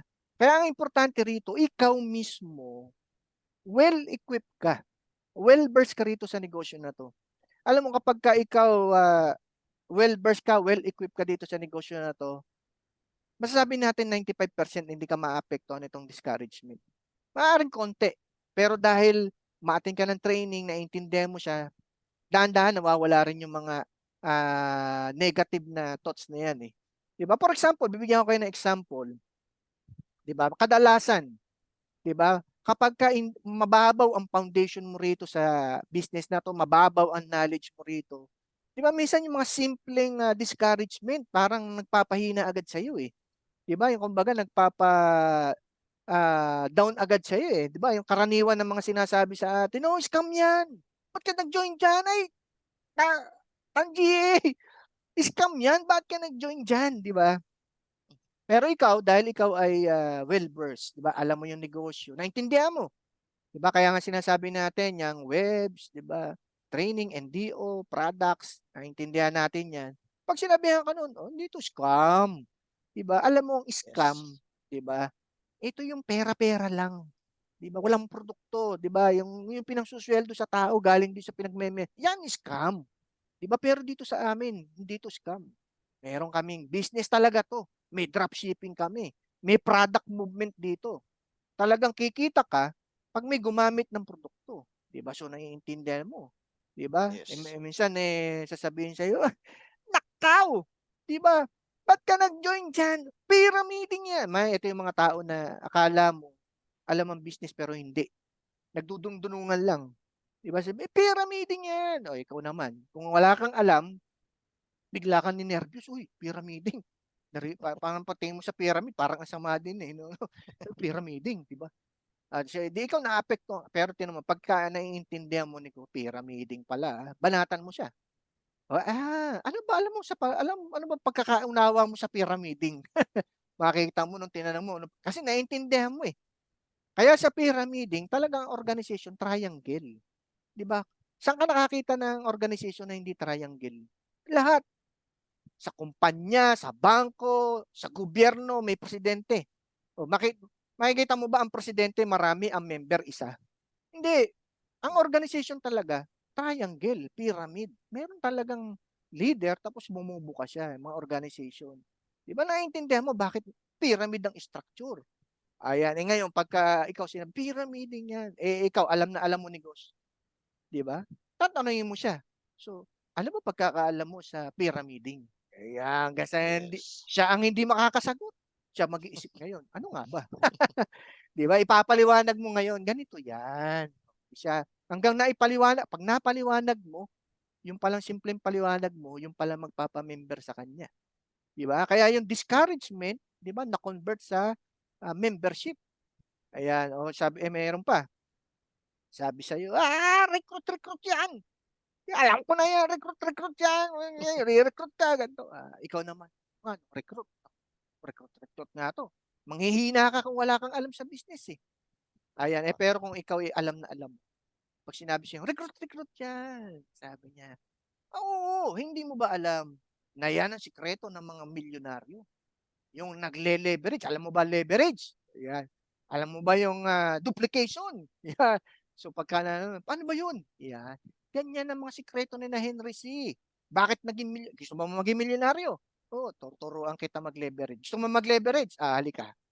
Upo. OPP. So ibig sabihin ko yan. So para din pala tayo, hindi tayo kumbaga, ma-handle natin yung discouragement na yan. Ang dapat pala, maging well-versed tayo sa negosyo. Dapat malalim yung ating knowledge, malalim yung ating foundation. Yan. Number 3. Yan. Naiinip. Yan. Bakit maraming mga tao minsan nagiging problema nila yung naiinip sila rito? Ano yung naiinip? Di ba? Minsan yung kadalasan, ito yung mga critical point ito eh. Yung first 3 months. 'Di ba? Yan daw yung minsan kapag ka nalagpasan mo na yung 3 months, medyo mataas-taas na yung percentage na tutuloy ka sa negosyo, 'di ba? So dito sa first 3 months mo, minsan ang tao agad naiinip, 'di ba? Pagka minsan first month, second month, 3 month, wala pang masyadong kinikita, 'di ba? Ibig sabihin, yung nakita nila ng mga 500,000, yun agad nakikita nila. Yun agad ang iniisip nila na dapat kikitain nila. 'Di ba? Pero sa totoo lang kaya natin pinakita yung ating equation kanina, yung income, yung network, yung activity. Kaya natin pinakita 'yan para maliwanagan natin. Huwag tayong maghanap ng income pag wala pa yung network, 'di ba? So wag din tayo maghanap ng network kung walang mga activity. So ngayon pag naiintindihan mo 'yan, hindi ka maiinip. 'Di ba? Pagka first month mo, maliit pa medyo maliit pa yung kinita ko. Kailangan ko pang magkaroon ng activity para lumaki yung network ko. Yan, para lumaki yung income ko. Yan. So, dapat maintindihan natin mabuti yan. And dapat din nating maunawaan, iba't iba rin po yung mga istorya natin dito. Yan, hindi may mga tao talaga na medyo mabilis, di ba? Iba naman, akala mo ang tagal, pero nung nagka-resulta naman, dire-diretso naman. Yan, katulad ni yung coach natin, si Coach Chris, di ba? Kita mo, after 3 months, nag-700,000 agad. Di ba? Si Willward naman, 6 months yata. Halos wala pa siyang kinikita. Di ba? Sabi nga, halos, biro mo si Coach Willward na yun, no? Parang ayaw na niya, pero tinuloy niya lang. Siyempre, na-mentor siya, na-coach, di ba? Pagtuloy niya, after 6 months, after 5 months yata yung nag-100,000 naman agad. Tindi naman ito. Pag 100,000 niya, dire-diretso naman. O ngayon, top 1 pa natin. Diba? Kaya sabi rito, wag lang tayo maiinip. Ang importante lang, dumiretso lang tayo. Tapos tignan lang natin. Yung bang ating mga activity is okay ba? Nagagawa ba natin yan? Yung bang knowledge natin para mag-handle ng network, nandoon na ba? Minsan kasi, talagang minsan hindi pa sa atin ibinibigay kasi hindi ka pa ready. 'Di ba? Sabi nga ang blessing daw ng Diyos, ano 'yan ibibigay daw sa tao kapag ready ka na at kapag deserving ka na. Yan, totoo 'yan So titingnan mo rin 'yun. Baka mamaya baka bigyan ka ng malaking network hindi mo pa pala kayang i-handle, di sayang, 'di ba? So mas maganda pag binigyan ka na ng network, yung alam na alam mo na paano i-handle para hindi mawawala, 'di ba? Para dire-diretso yung income nating maganda. So titingnan natin yung mga bagay na yan. And sabi nga dapat maunawaan natin dito na kaya lagi sinasabi sa presentation, tanim lang tanim, 'di ba? Dito hindi tayo nagtatanim dito ng munggo. 'Di ba? Yan din na kailangan maintindihan natin. Alam mo yung munggo, pag tinanim mo, bukas may togi na. Yes. 'Di ba? Kaya lang yung toge, pag inani mo, wala na, wala ka nang aantayin doon kasi kinuha mo na inani mo na yung toge, 'di ba? So gawin mo, magtatanim ka na naman ulit. So ang gagawin, parang nag-empleyado ka, trabaho, sweldo, dito hindi. Hindi nga tayo empleyado rito Negosyante tayo, kaya dapat maging utak negosyante tayo rito 'di ba? So ang ginagawa raw natin dito, para tayo nagtatanim ng mangga. Ayan, 'di ba siyempre pag nagtanim tayo ng mangga, pag tinanim yung buto, hindi yan bukas agad may tubo.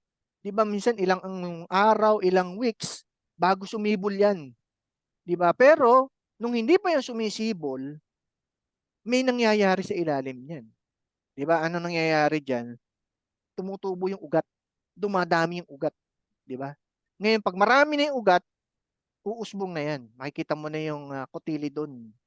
Yan, makikita mo na yung buto ng mangga, 'di ba? Hanggang months, years yan bago yan mamunga. Ayan. Pero ang maganda naman dito, 'di ba? Ang mangga, pag namunga yan, 'di ba? Tuloy-tuloy naman, 'di ba? Doon sa munggo, pagkuha mo, tanim ka na naman. 'Di ba? Dito sa mangga, pag namunga naman yan, dire-diretso na yan.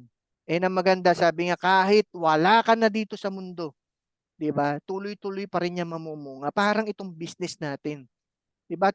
Huwag ka lang maiinip, 'di ba? Sabi nga dire-diretso ka lang. Yan. Makikita mo yan maya-maya. Sabi nga alam mo yung malaking kita kasi rito, yung mga 6 digit, 'di ba? Habang ginagawa mo naman 'to, basta gawin mo lang siya ng tama, consistent, persistent, habang dahan-dahan kikita ka naman. 'Di ba? Darating lang yung time na tatamaan mo talaga yung 6 digit. Sabi nga ang maganda rito, sabi nga pag naman namunga yan, 'di ba? Sabi nga pagka yung talagang network mo malaki na, enough na para magbigay sa'yo ng magandang resulta. 'Di ba? Pag yan, nabuo mo na yan, na stable na yan, kahit wala ka na rito, 'di ba? Yung income mo, Yes. pakikinabangan pa ng mga mahal mo sa buhay. Bakit? Yes. Yes. Merong inheritance income 'Di ba? Merong sabi nga pagka nawala ka, ah, yung kinikita mo malilipat. Ayan, ang ganda. Kaya sabi ko dito sa business natin para ka nagtatanim ng mangga rito. 'Di ba? Huwag ka Yes. lang Yes. maiinip. Darating yung time, dadating din yung time na mag-aani ka na mag-aani. Ayan, kaya Yes. minsan may mga discouragements ang ito pag kita mo pag alam mo 'to, wala na sa yung discouragement, 'di ba? Siyempre mararanasan mo 'yan O halimbawa, yung mga asawa mo, halimbawa, o sasabihin sa'yo, di-discourage ko, ano ka ba naman? 2 months ka na dyan, 3 months ka na dyan, nasa na yung 50,000 mo?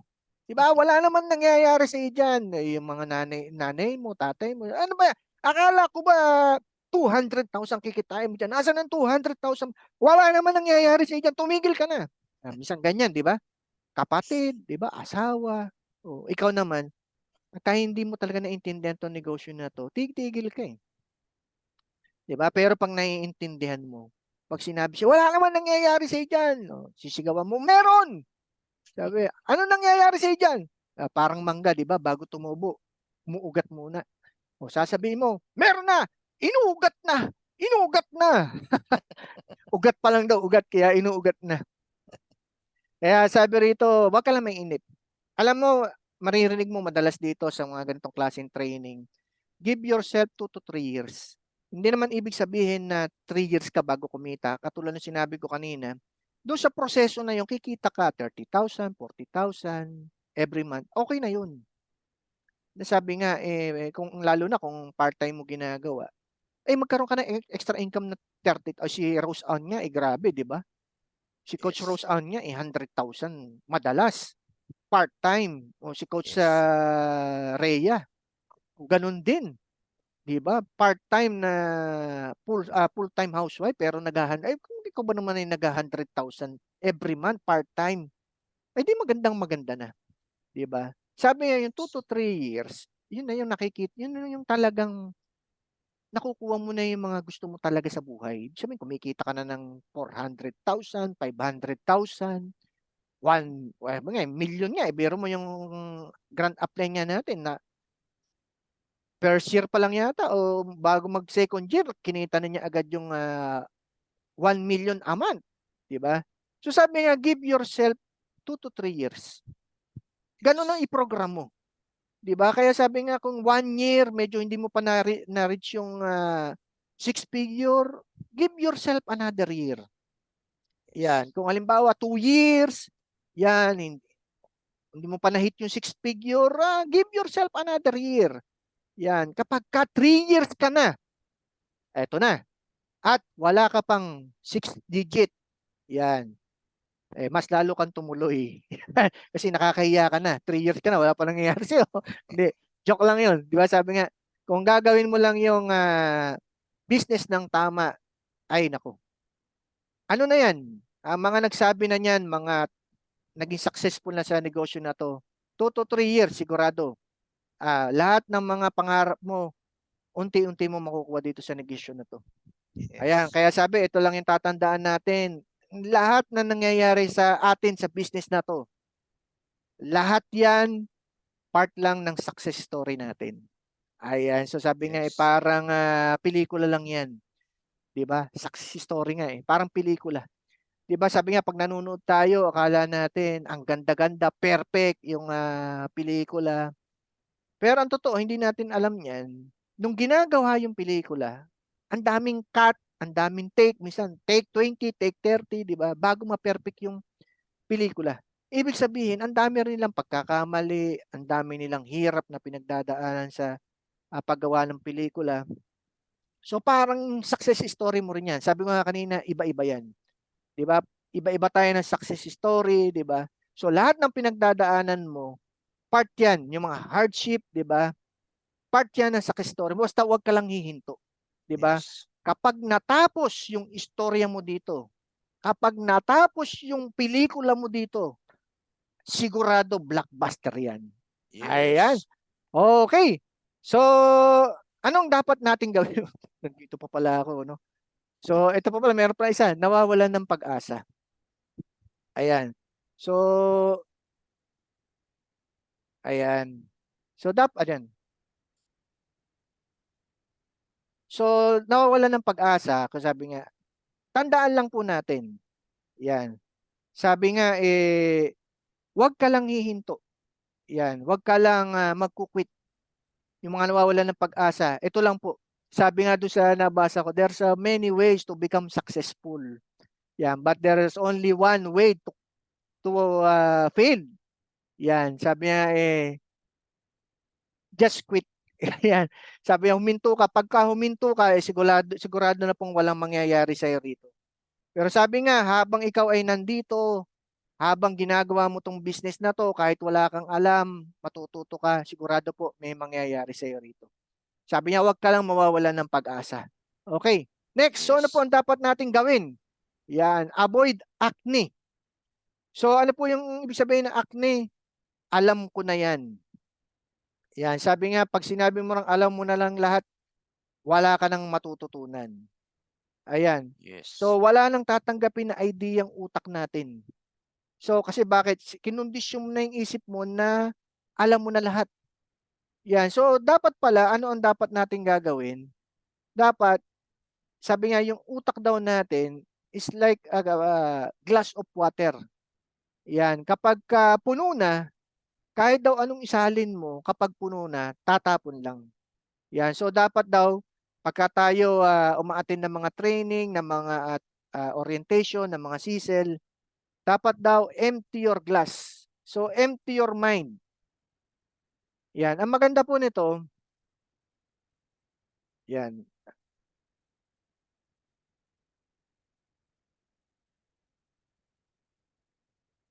Okay. Nasabay na ako. Yan. Empty your mind. And ang maganda po rito, kapag sinabi mo raw na hindi mo pa alam Yan. Pag ikaw pala uma-attend ka ng a-attend ka ng mga presentation, ng mga training, huwag kang papahayag na dapat ikokondisyon mo yung utak mo na wala pa itong laman, hindi to full, marami akong mailalagay rito. 'Di ba? Kailangan daw huwag kang papayag na wala kang matututunan. Ayan, Yes. technique 'yan. So dapat daw ang gagawin mo, mag-aabang ka. Mag-aabang ka ng matututunan mo pag uma-attend ka ng mga trainings, ng mga seminar. Kasi pag nag-aabang ka ng matututunan, sigurado may matututunan ka. Pero pagka ang utak mo, kinondisyon mo na alam ko na yan, sabi nga, nagsasalita pa lang yung speaker, inuunahan mo na, ito na naman ang sasabihin yan. Ganito rin sasabihin yan, pare-parehas lang. Wala ka na talagang matututunan. Pero Yes. maniwala ka, pag umaattend ka ng mga seminar, ng mga orientation, kahit paulit-ulit yan. Sabi nga natin kanina, paano mo mamamaster ang isang presentation, ang isang training, ang orientation, paulit-ulitin mo. Maniwala ka kahit na-attendan mo na yan, pero pag iniintindi mo, may mapupulot at may mapupulot ka. 'Di ba? Kaya nga Yes. sabi, 'di ba, yung repetition is the mother of all learning. Yan, kaya kita mo kahit paulit-ulit yan, pag yan inintindi mo, sigurado, gagaling ka. Sigurado Yes. mamamaster mo yan. Yan, kaya sabi rito, ano raw yung advantage pagka may knowledge ka, pagka may alam ka, meron ka raw edge. Ayan. Ang maganda dito, tinan nyo kapag ka daw tayo well equipped, knowledgeable, sabi nga dito, tataas daw yung ating convincing power. Ayan. So Yes. kita nyo, papansin nyo to, bakit nung nag-uumpisa ka, parang wala kang mapamember. Pero mapapansin mo, nung tumatagal-tagal ka, aba, parang ang bilis mo na magpa-member, ang bilis mo na makakonvince. Di ba? So, kaya yan na tumataas yung convincing power natin. Kasi nagiging knowledgeable na tayo. Di ba? Sabi, kanina, natakil natin na master mo rejection, na master mo discouragement. Kaya pag may kausap ka, kahit anong rejection niya, kahit anong discouragement, alam mo na. Di ba? Kaya mapapansin mo, parang dumadali yung business. Pero actually, Yes. hindi naman dumadali yung business, hindi naman nagbabago eh. Parehas lang eh. Yan ang ginagawa nila, ginagawa din natin ngayon, ang ginagawa natin, gagawin din nila, hindi nagbabago. Pero bakit papansin mo, parang pagtagal-tagal dumadali. Ang totoo, hindi dumadali ang business. Kaya dumadali ang business sa'yo, gumagaling ka. Di Yes. ba? Tama. Gumagaling ka. So, bakit ka gumagaling? Dahil knowledgeable ka. Yan. So, yan yung mga advantage kapag ka ikaw ay versed, well-equipped ka sa business. Pangalawa, confident. Yan. Alam niyo maganda rito, sabi ko nga kanina, alamin mo lahat yan, pati products, di ba? Pag alam mo lahat yan, confident ka. Di ba? Hindi ka nahihiya, makipag-usap kasi in out. Sabi nga, yung labas at loob ng business, alam mo. Di ba? Maganda rito, pagka ikaw confident ka, alam mo yung excitement lalabas. Yes. Di ba? Pagka confident ka kasi, yung makikita mo, very excited ka. Alam mo kung ano yung business mo, kung kaano kaganda yung products mo, gaano kalaki yung company, gaano ka-stable, alam mo yung may-ari, hindi ka pababayaan, mga partners mo, mga upline mo, hindi ka pababayaan. Yes. And most important, yung alam mo kung ano yung mga bagay na nag-aantay sa'yo rito. Ano yung future mo. Yan. Maganda niyan kapag ka excitement ka, makikita mo, yung galaw mo iba eh. Di ba? Kumbaga sabi nga, parang ayaw mo sayangin yung bawat oras na tumadaan sa buhay mo. Di ba? So, Yes. pangatlo, sabi nga, confident ka, competent. Sabi nga, yun yung sinasabi ko kanina, gumaling ka na. Di ba? Kaya makikita mo, mataas na yung batting average mo eh. Di ba? Dati, parang sa isang buwan, halos wala kang mapamember, di ba? Pero dahil competent ka na, magaling ka na, di ba? Mapapansin mo yung pagpapamember, parang ang bilis na sa'yo eh. Di ba? Yung Yes. pagpapalaki ng grupo, parang kabisado mo na. Di ba? And sabi nga, gaano ba ka-importante yung excitement? Di ba? Sabi ko nga kanina, pagka ikaw confident ka, yung excitement nandoon, bakit kaya importante merong excitement? So tandaan po natin na yung ating invitation, di ba? Tinuturo sa atin, keep it short and secret. Ang hirap pala pag nagmamadali na eh, no? Nag-aalo-alo na, nag-aalo-alo na sa isip ko. Gusto kong sabihin lahat eh. So mapapansin mo, the best element pala ng invitation is excitement. Yan, binalikan ko lang yung pangalawa. Pag ikaw confident ka, excited ka, di ba? And yung excitement, yan yung isa sa mga na very important element sa pag-i-invite. Di ba? Sabi nga, there's no exact formula sa invitation. Invitation is an art. Di ba? Pero yung isa sabi nga, yung sabi ko kanina, ang number one ingredient niyan, yung excitement. Yung kailangan makuha mo lang yung curiosity nila. And that's it. Pagka nakuha mo na yung curiosity nila, pag napa-attend mo na yan sa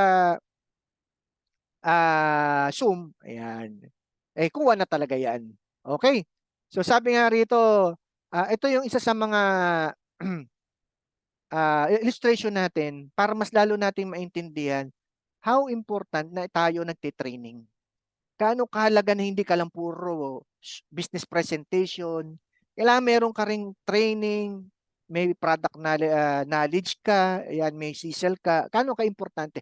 Itong illustration na to, mas lalo nating maintindihan ano ibig sabihin ng working hard and working smart. Diba? So ang story na to, istorya to ng dalawang logger. Si Lager A daw at si Lager B. Yan. Ito daw si Lager A at saka si Lager B.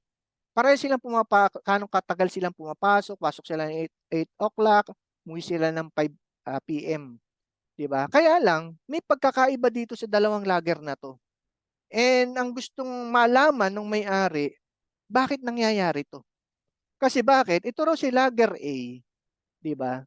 Ang napuputol niya lang daw sa isang araw, 10 troso. Ayan. Samantalang si Lager B, ang napuputol niya, higit sa 10, mahigit 20 troso napuputol niya. Di ba? Ngayon yung may-ari, tinawag yung kanyang alalay. Sabi niya, alika nga rito.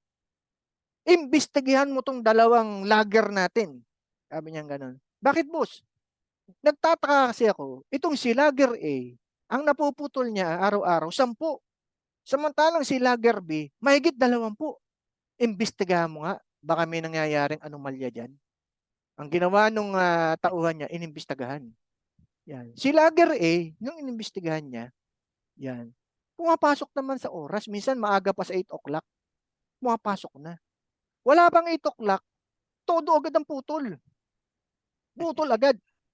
Minsan may break time pa na 9 o'clock, di ba, yung tea break. Hindi na siya nagti-tea break. Diretso na hanggang putol na siya ng alas 12. Di ba? Pagdating na alas 12, kakain lang na mabilis. Putol na naman. Sabi niya ganun. Tapos pagdating alas 3, wala nang break. Umuwi alas 5. Di balik siya. Sabi niya ganun. Boss, wala mang problema rito kay Lager A. Aga pumasok. Hindi na nga nagbe-break. Di ba? Tapos, eksakto umuwi. Sabi niya, imbestiga mo si Lager B. Baka siya may anomalya. Inimbestiga niya ngayon si Lager B. Yan. Ito si Lager B, ganun din. Pumapasok pala to sa alas 8. Yan. Tapos, nagbe-break pag alas 9. Tapos, pag 12 o'clock, nagbe-break din, 1 oras. At alas 3, nagbe-break. At umuwi rin na alas 5. Kaso, ang napuputol niya, mahigit sa 20 troso isang araw. Ayan. Kaya lang, meron palang ginagawa to si Lager B. Habang siya ay nakabreak. Yan. Anong ginagawa niya? Hinahasa pala niya yung kanyang palakol. Ayan. Maganda Yes. niyan, pag hinahasa mo pala yung palakol mo, mas tumatalas ka. Mas nagiging epesyente ka. So, anong ibig sabihin natin? Dito pala sa business natin, hindi lang tayo working hard. Hindi lang puro sipag. Yan, dapat talaga rito, working smart. Yan, ang maganda Yes. kasi rito, itong ating training, paghahasa to. Ibig sabihin, hinahasa mo yung sarili mo, hinahasa mo yung skills mo, hinahasa mo yung attitude mo, mas lalo kang gagaling dito sa negosyo na to. Ayan, ganyan kahalaga na tayo Yes. nagiging knowledgeable dito sa negosyo natin. Yan. Ang maganda niyan, nag-innovate na to. Anong ibig sabihin nito? Pag ikaw pa, pag ikaw pa ay nakasama sa TJFB. Ayan, Yun. TGFB lager. Yan. Pag ikaw raw naging TGFB lager, mas higit sa 20 ang mapuputol mo. Yes. Ayan. Bakit? Dahil chainsaw na ginagamit natin.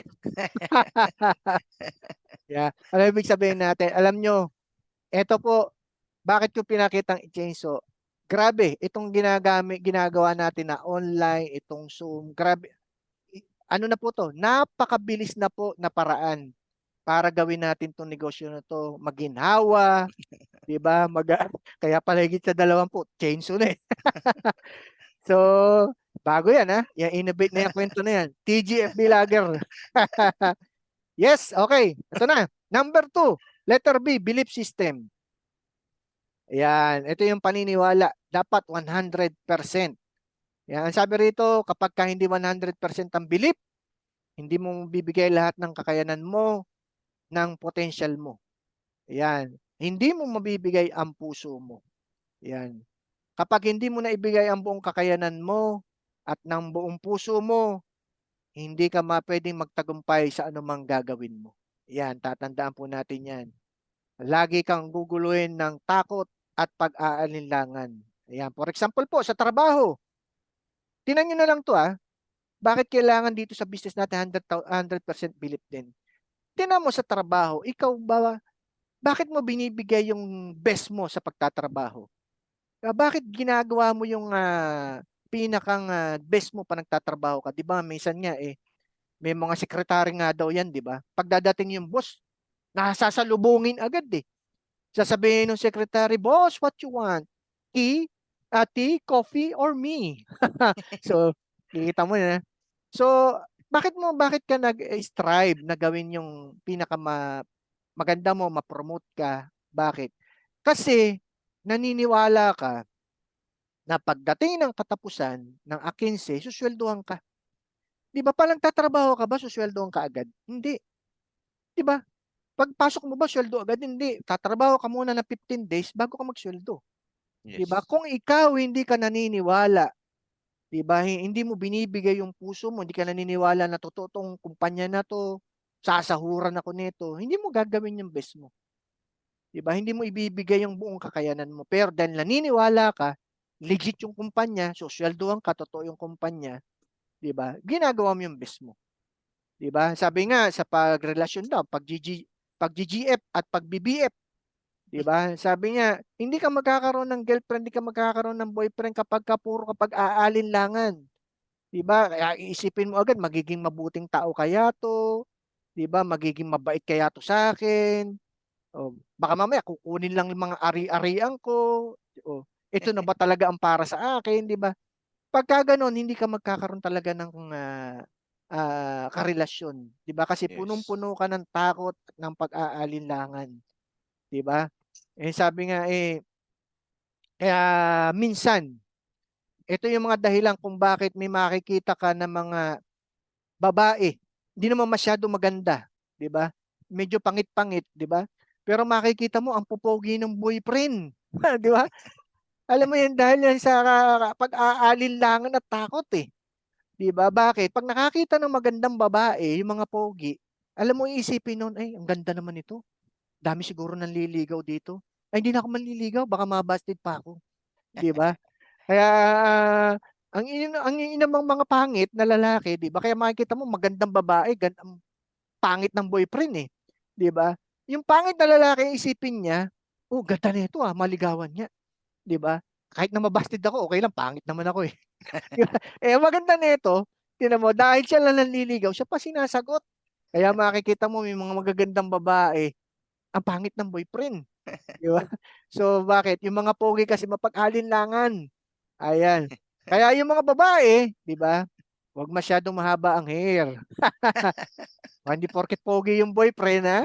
So, ibig sabihin, kaya lang yan na napunta sa'yo. Alam na natin yan. Hindi na natin tutuloy. May kwento ko dito, di ko natutuloy ito. So, sabi niya, belief. Yan, sa kumpanya. So, dapat daw ang ating belief 100% sa company. Yan, sino yan? Yung mga tao na nasa likod ng company natin. Maniwala ka. Alam niyo po tong company natin, sabi nga laging sinasabi, may mabubuting mga puso. Di ba? Ano ako, natatawa ka tong. Nag-chat si Coach Hek eh. Oh. Hindi raw, butin lang hindi raw siya gwapo. Yan. So saan tayo? Dapat saan 100% ang bilip natin sa company? Alam mo, dapat diyan naniniwala ka na yung mga tao, dapat maniwala ka talaga kasi very transparent. Ang mga taong nasa likod ng kumpanya natin, mga kilalang mga tao, may mabubuting mga puso, magagaling. Kita mo yung IT natin, IT ng buong networking company. May-ari ng part owner ng company natin. O, ang ibig sabihin lang niyan, lahat ng magaganda na nagawa na niya sa iba't ibang company, syempre dadalhin niya rito. Part owner Yes. na siya. Tama. Francis Garcia, icon ng mga iba't ibang mga networking. Ma'am Ses, Anthony Nang, 'di ba? So sabi nga dapat talaga alam mo 'yan, 'di ba? Products. Yan, dapat sabi nga ang bilip natin sa product 100%. Paano masasabi ang gagamitin mo talaga? Dapat gamitin natin. Hangga't hindi mo nagagamit, paano mo masasabing maganda? Dapat Tama. tayo ay user ng produkto. Sabi nga, hindi tayo magiging effective na endorser kapag hindi tayo user. Hindi ka pwedeng magkwento ng pelikula na hindi mo napapanood. Kailangan mapanood mo. Diba? Uplines. Ayan. So, ito, sabi nga, dapat ang ating belief. Ito yung sinakwento ko sa inyo kanina. Paano ako bumilis? Naniwala lang ako sa mga taong nauna sa akin.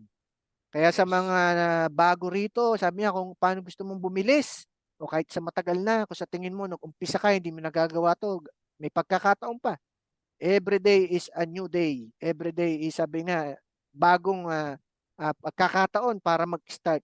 Di simulan mo ulit. Yes. Diba? Maniwala. Alam mo, upline sabi nga,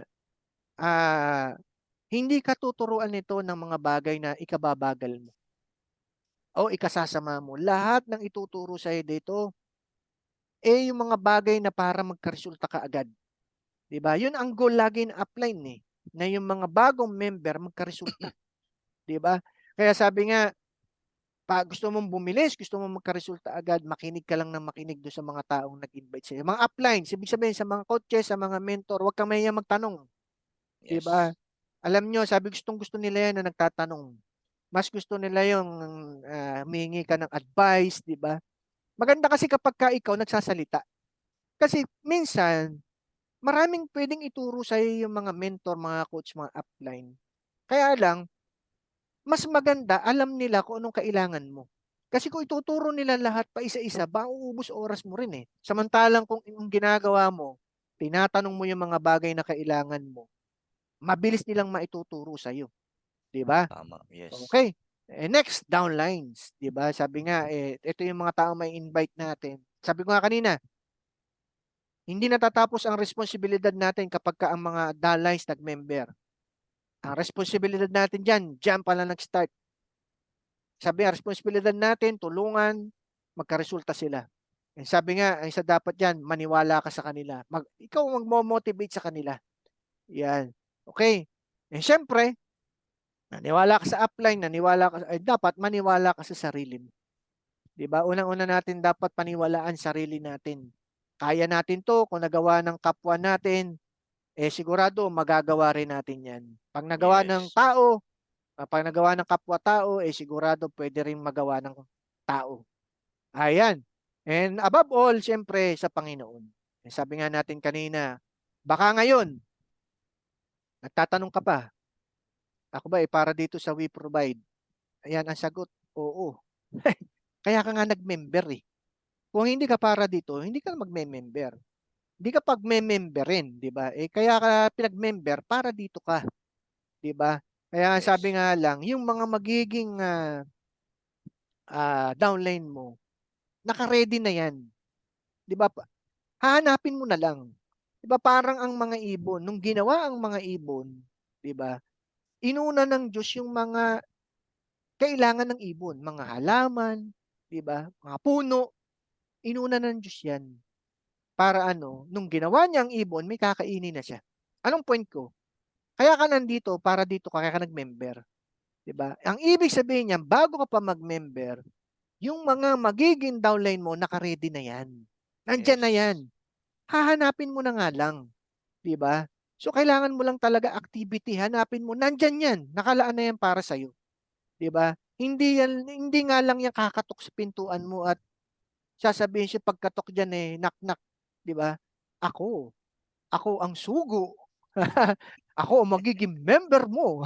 Hindi mangyayari yun. Di ba? Kailangan lang talaga activity. Pag may Yes. activity, sigurado makikita natin yan. Yes. Okay. Yes. Yes. Okay.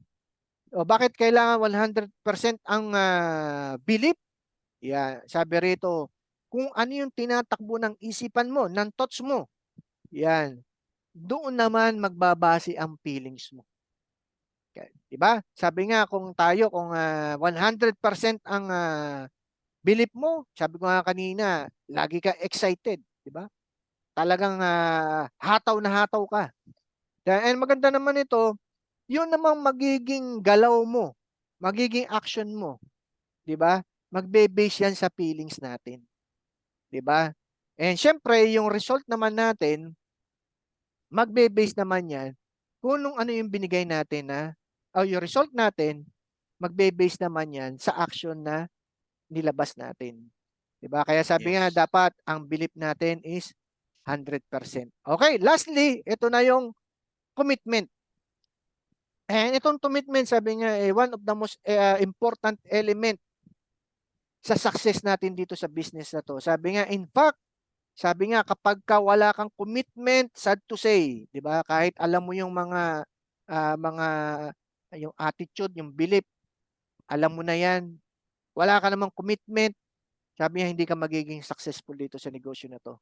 Ang pagiging successful sa negosyong ito ay depende sa commitment na ibibigay mo. Ayan. Kaya sabi rito, people are always asking what is the secret to become successful? What is the step-by-step secret? Yan. The answer is, the how will always follow if you know your why. Yan. So, Yes. dapat po pala rito, sabi nga, ang unang-una nating magiging step para tayo maging successful dito, dapat alam natin kung ano yung reason natin ba't natin gagawin itong negosyo na to. Marami pong mga reason na tayong pwedeng maisip, pwedeng maibigay, pwedeng yun yung maging dahilan natin, di ba? Sabi nga, pwedeng kaya ka nag-join, kailangan mo lang ng extra income, di ba? Pwedeng kaya ka nag-join kasi naghahanap ka ng libangan, di ba? Pero sabi nga, pagka extra income, libangan ang hinahanap mo, pag napagod ka, pag nainip ka, pwedeng aayaw ka eh. Di ba? Kaya lang Yes. sabi rito, pag tiningnan mo yung mga naging successful na tao, yung mga kumita ng malaki rito, sabi, pag titingnan mo, ano ba yung mga dahilan nila kung bakit ginagawa nila tong negosyo na to? Alam mo, meron common denominator ka na maririnig sa kanila. May isang reason na itong mga tao na to kung bakit sila naging successful sa business na to, ba't sila kumikita ng malaki rito sa negosyo na to, may isa lang reason. Yan, ang reason nila talaga, yan, yung dreams nila. Nakakita sila rito ng hope. Kumbaga sabi nga yung mga natutulog nila na mga pangarap, sabi nga muling nagising. 'Di ba? Sabi nga yung mga pangarap nila na dati naging imahinasyon na lang, naging ilusyon na lang. Kasi sabi nga pagka daw ang isang bagay o yung pangarap mo na yan, pagka hindi mo alam kung paano mo kukunin, 'di ba? Sabi nga yun daw ay ilusyon na lang, imahinasyon na lang. Kaya kita Yes. mo, dahil malaki yung commitment nila o malaki yung reason nila kung bakit nila ginagawa tong negosyo na to, doon nila nabibigay yung kanilang commitment. 'Di ba? Sabi nga yung commitment na hindi sila titigil hangga't hindi sila nagiging successful dito. Kasi bakit? Malaki yung dahilan nila kung bakit nila ginagawa tong negosyo na to eh. 'Di ba? Kaya Yes. dapat pala pag bago mo, sabi nga, anong sikreto? Unang-una dapat mong gagawin, tingnan mo ano yung reason mo. kung bakit mo ginagawa tong negosyo na to. And sabi nga, kung gaano kalaki yung reason na ibibigay mo kung bakit mo ginagawa to, sabi nga, ganun din kalaki yung commitment na ibibigay mo. Yes. And sabi rito, there's a 3 levels of commitment. Diba? Number 1, I will try. Diba? Merong I will do my best. I will do whatever it takes. Diba? Sabi nga dito sa I will try, kapag ka ang babaw ng reason mo, diba? Sabi nga, I will try pag nainip ako, pag napagod ako, titigil ako. I will do my best. Sabi nga, what if my best is not good enough? Titigil ka rin. Diba? Pero pagka ang commitment mo, sabi nga, dahil malaki yung dahilan mo ba't mo ginagawa to, I will do whatever it takes. Sabi nga, PKP. Diba yan ang lagi mong maririnig sa mga naging top earner, mga naging icon sa ganitong klaseng business. Ano ibig sabihin ng PKP? Diba? Patay kung patay daw. Diba? Gagawin ko tong negosyo na to. Eh, may maganda rito na illustration kung bakit mahalaga na ikaw ay merong commitment. Pagka ang commitment mo, sabi nga, I will do whatever it takes. May story daw dito, yung istorya nung isang matapang na general. 'Di ba? Itong isang matapang na general na 'to, lahat ng mga battle na pinupuntahan niya, nananalo siya. And may isang reason kung bakit lahat ng mga battle na pinapadala sa kanya ng hari, nagiging successful siya. Alam niyo ang naging reason? Isang araw pinatawag tong general ng doktor. And sabi sa kanya, General, I have a bad news to you. Sabi niya, meron akong bad news sa'yo. Ano yun? Sabi niya, General, may cancer ka. And you have only 1 month to live. Sabi niya ganun. Alam mo, nung marinig ng general na yun, na siya ay meron ng 1 month to live, diba? Alam mo, sabi niya, 1 buwan na lang pala ako mabubuhay. Sabi niya, ibibigay ko na yung lahat ng kakayanan ko pag lumalaban ako sa gera. Diba? Pag ako lumalaban ako sa battle. Kaya alam mong nangyayari, tuwing pinapadala siya ng general, lagi siya nasa unahan. Eh ngayon dahil siya yung general, nasa unahan siya, talagang bigay todo siya. I will do whatever it takes siya. Yung mga sundalo ngayon niya, ganun din, nadadamay sa kanya. Kasi ganun siya mag-commit eh. Patay kung patay daw. Diba? Kahit ano, gagawin ko. Alam mo, lahat ng battle na panalunan niya. Eh, isang araw, pagbalik niya, sabi niya, pinatawag ulit siya ng doktor. Sabi niya, General, I have a good news to you. Good news naman daw. Kanina, bad news eh. Sabi niya, ano yun? General, mali pala yung nabigay ko sa iyo na diagnosis. Sabi niya, wala ka palang cancer. Sabi niya, ang sakit mo pala, kurikong. Kurikong lang pala. Kurikong lang pala yung sakit ng general. Alam mo yung general ngayon, sabi niya natakot. Wala pala siyang cancer. Alam mo, sa susunod na laban, pinadala siya ng hari. Alam mo yung general, nasa likuran na. Natakot na eh. Wala nang commitment. Diba? Nasa likod na. Hindi na whatever it takes. Tinan mo yung unang laban niya na pinagpadalan sa kanya, patay siya. Anong moral lesson doon? Alam mo sa isang success, 'di ba? Napaka-importante ng commitment natin. 'Di ba? Sabi nga pagka wala yung commitment, hindi pwede tayong mag-succeed sa isang task na pupuntahan natin. Yes. Okay? And sabi nga, dapat yung mga kasi dito sa business natin, dapat yung kasi wala na. Yan, kasi gabi na, kaya ayaw mo ng Zoom. Yan, kasi busy ako. Diba? Ito, ano naman to, matatakil din natin itong mga bagay na to sa ibang mga training. Paano tayo makabuild ng momentum? Itong mga to, dapat nakakonquer natin yan. Yan, kasi pagod ako. Yan, mga common reason yan. Diba? Kaya minsan hindi mo magawa yung business. Dapat yan, malagpasan mo yan. 'Di ba? Wala na yan kasi na yan. Dapat mayroon ka ng kusa. Yan, this is your own business. Magkukusang akmatin ng mga seminar, ng mga training. Magkukusa kang gumawa ng prospect list. Yan, magkukusa kang alamin ang buong negosyo natin. Ayan. Commitment means sacrifices. Yan. Sacrifices, ginagawa mo ang isang bagay kahit hindi ka komportable. Yes. Yan, sabi nga may mga bagay talaga tayong hindi tayo komportable. Pero dahil may commitment tayo, may reason tayo kung bakit natin 'tong ginagawa kahit hindi ka komportable, gagawin mo. Yung Yes. sabi nga, yan isa sa mga talagang kailangan nating gawin dito. Umalis ka dun sa comfort zone mo. Kung gusto mong may mabago sa buhay mo na iba, dapat meron kang ibang gagawin. 'Di ba? Dahil may kasabihan tayo, if you always do what you always done, you will always get what you have always gotten. Yes. Kaya sabi nga, dapat yan, aalis ka sa mga bagay na komportable sa'yo. Okay. So next, yan. So ito isa sa mga, last na to, mga illustration para maintindihan mo ang commitment. Yung hindi ka lang nag-join dito ng wala lang, na hindi mo alam kung anong dahilan mo. So meron daw istorya rito ng rabbit at dog. No, itong dog, nakita yung rabbit. Itong rabbit, sabi nga, kaya niya hinabol kasi tanghalian niya 'to. Nanghahanap siya ng mapatanghalian niya. Eh, ang matindi nito, nung habang hinahabol niya yung rabbit, nakita siya ng mga ibang aso, 'di ba? Nung nakita siya ng mga ibang aso, nakitakbo rin, 'yan. Eh, naman ang maganda nito, hindi alam ng mga aso kung bakit sila nakikitakbo, 'di ba?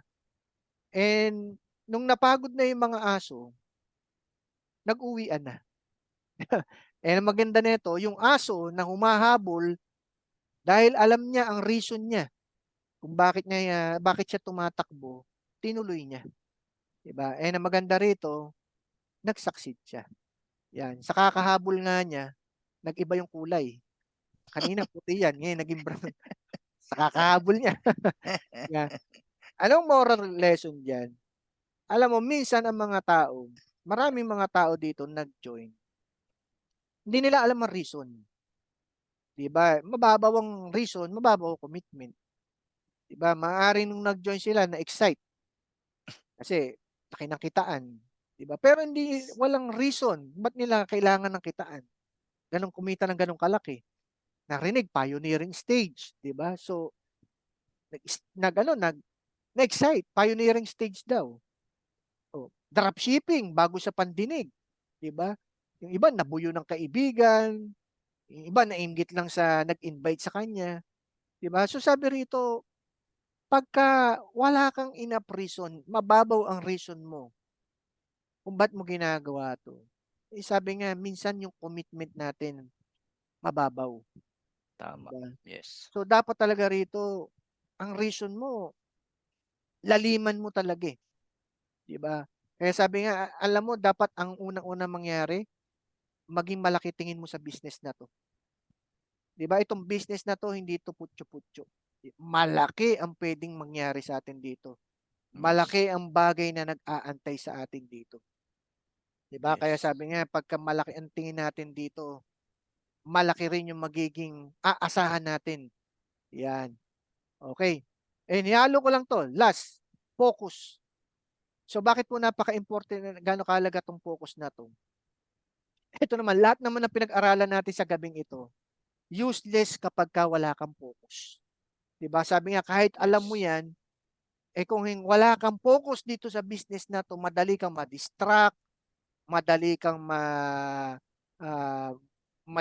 ma-discourage, wala ring mangyayari. So ang Yes. maganda rito dapat meron kang focus. Ano yung focus? I-illustrate ko na lang po sa inyo kung paano ibig sabihin ng focus. And pagka nakita nyo 'tong illustration na 'to, maiintindihan nyo 'to kung anong dapat nyong gawin dito sa business natin at tayo magiging successful. Istorya 'to ng mga wild animals, 'di ba, sa ano nga ba yung lugar na yun? Sa desert, 'yan. Alam mo yung mga animal diyan, mga wild, eh, lahat 'yan mabibilis. Yung mga cheetah, mga lion, tiger, mabibilis lahat 'yan, wild 'yan, eh. Lahat 'yan na sabi nga, eh, matutulin. And maisipin mo, yung matutulin na 'yan, papaano sila nakakapaglapaan? Paano sila nakakakuha ng mga pagkain nila? Alam mo ang sikreto niyan? Sa ano to napanood ko to sa National Geographic. Bakit daw yung prey o bakit daw yung lalapa, nauhuli nila yung lalapain nila? Kahit daw ang layo niya, kahit ang dami niyan, makikita mo 'di ba minsan may mga nag-iipon-ipon niyan, mga buffalo, mga tiger, mga cheetah, mga hyena, nag-iipon-ipon lagi yan marami yan 'di ba? Paano nakakakuha yung manlalapa, yung kakain? Alam mo kahit gaano raw kalayo yan, alam mo ang ginagawa niyan, titingnan lang daw niya yung kanyang target. Nakapokus siya doon sa kanyang lalapain. Pag napokusan na niya yan, tawag doon laser focus. Pag napokusan na niya yan, tsaka yan aatake. Alam niyo pag atake niyan, siyempre dami niyang mga hayop na yan, di ba? Pag atake niya, kahit anong mangyari, doon lang siya nakatingin. Doon lang siya Yes. nakatarget, di ba? Alam niyo bakit sinasabing gano'n? Kasi pag atake niyan, pag takbo niyan, ang daming pwedeng mangyari. Di ba? Bakit? Maaring mga ibang hayop, di ba, mababangga siya, masisipa siya, di ba, tatalsik siya. Pero bakit nauhuli pa rin niya? Yung paningin niya kasi, hindi niya inaalis doon sa target niya. Pwede siyang ma-distract, di ba? Pwede naman pag napalingon siya, may ibang siyang makita, yun ang hahabulin niya. Pero hindi Yes. nangyayari yun. Kung saan lang siya nakatingin, kung ano yung nag-aantay sa kanya, kung ano yung target niya, doon lang siya nakatingin. Hanggang makuha niya yung kanyang prey. Alam mo paano natin i-apply itong focus dito sa business natin? Alam mo dapat nakatingin ka lang sa end result. Dapat nakatingin ka ano yung mga bagay na nag-aantay sa iyo rito. 'Di ba? Maraming mga distraction, maraming mga obstacle. Katulad sinabi, may masisipa ka, may matatag. Marami kang pagdadaanan dito. Pero sabi nga, para makatuloy ka, mahit mo yung goal mo, tingin ka. Doon ka lang tumingin sa mga nag-aantay sa iyo rito. Pwede ka rin ma-distract. Maraming distraction, maraming sasabihin sa'yo, mas maganda to, mas okay dito. Ako na po nagsasabi sa inyo. Ibubulgar ko sa inyo ang We Provide. Nasabi ko rin naman to kanina. Alam niyo po ang We Provide.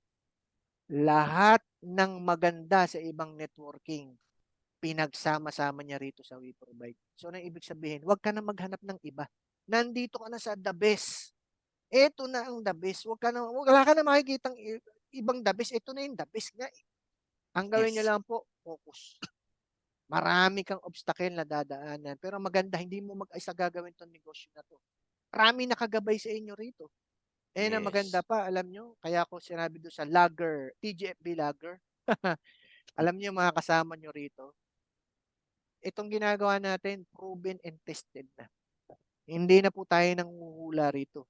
Alam na po natin ginagawa natin. Ang gagawin mo Yes. lang, pumokus ka lang. Tumingin ka lang sa mga bagay na nag-aantay sa iyo rito. Huwag ka lang ma-distract. Huwag ka lang maakit sa mga pinagsasabi ng mga nakapaligid sa iyo. Maniwala ka.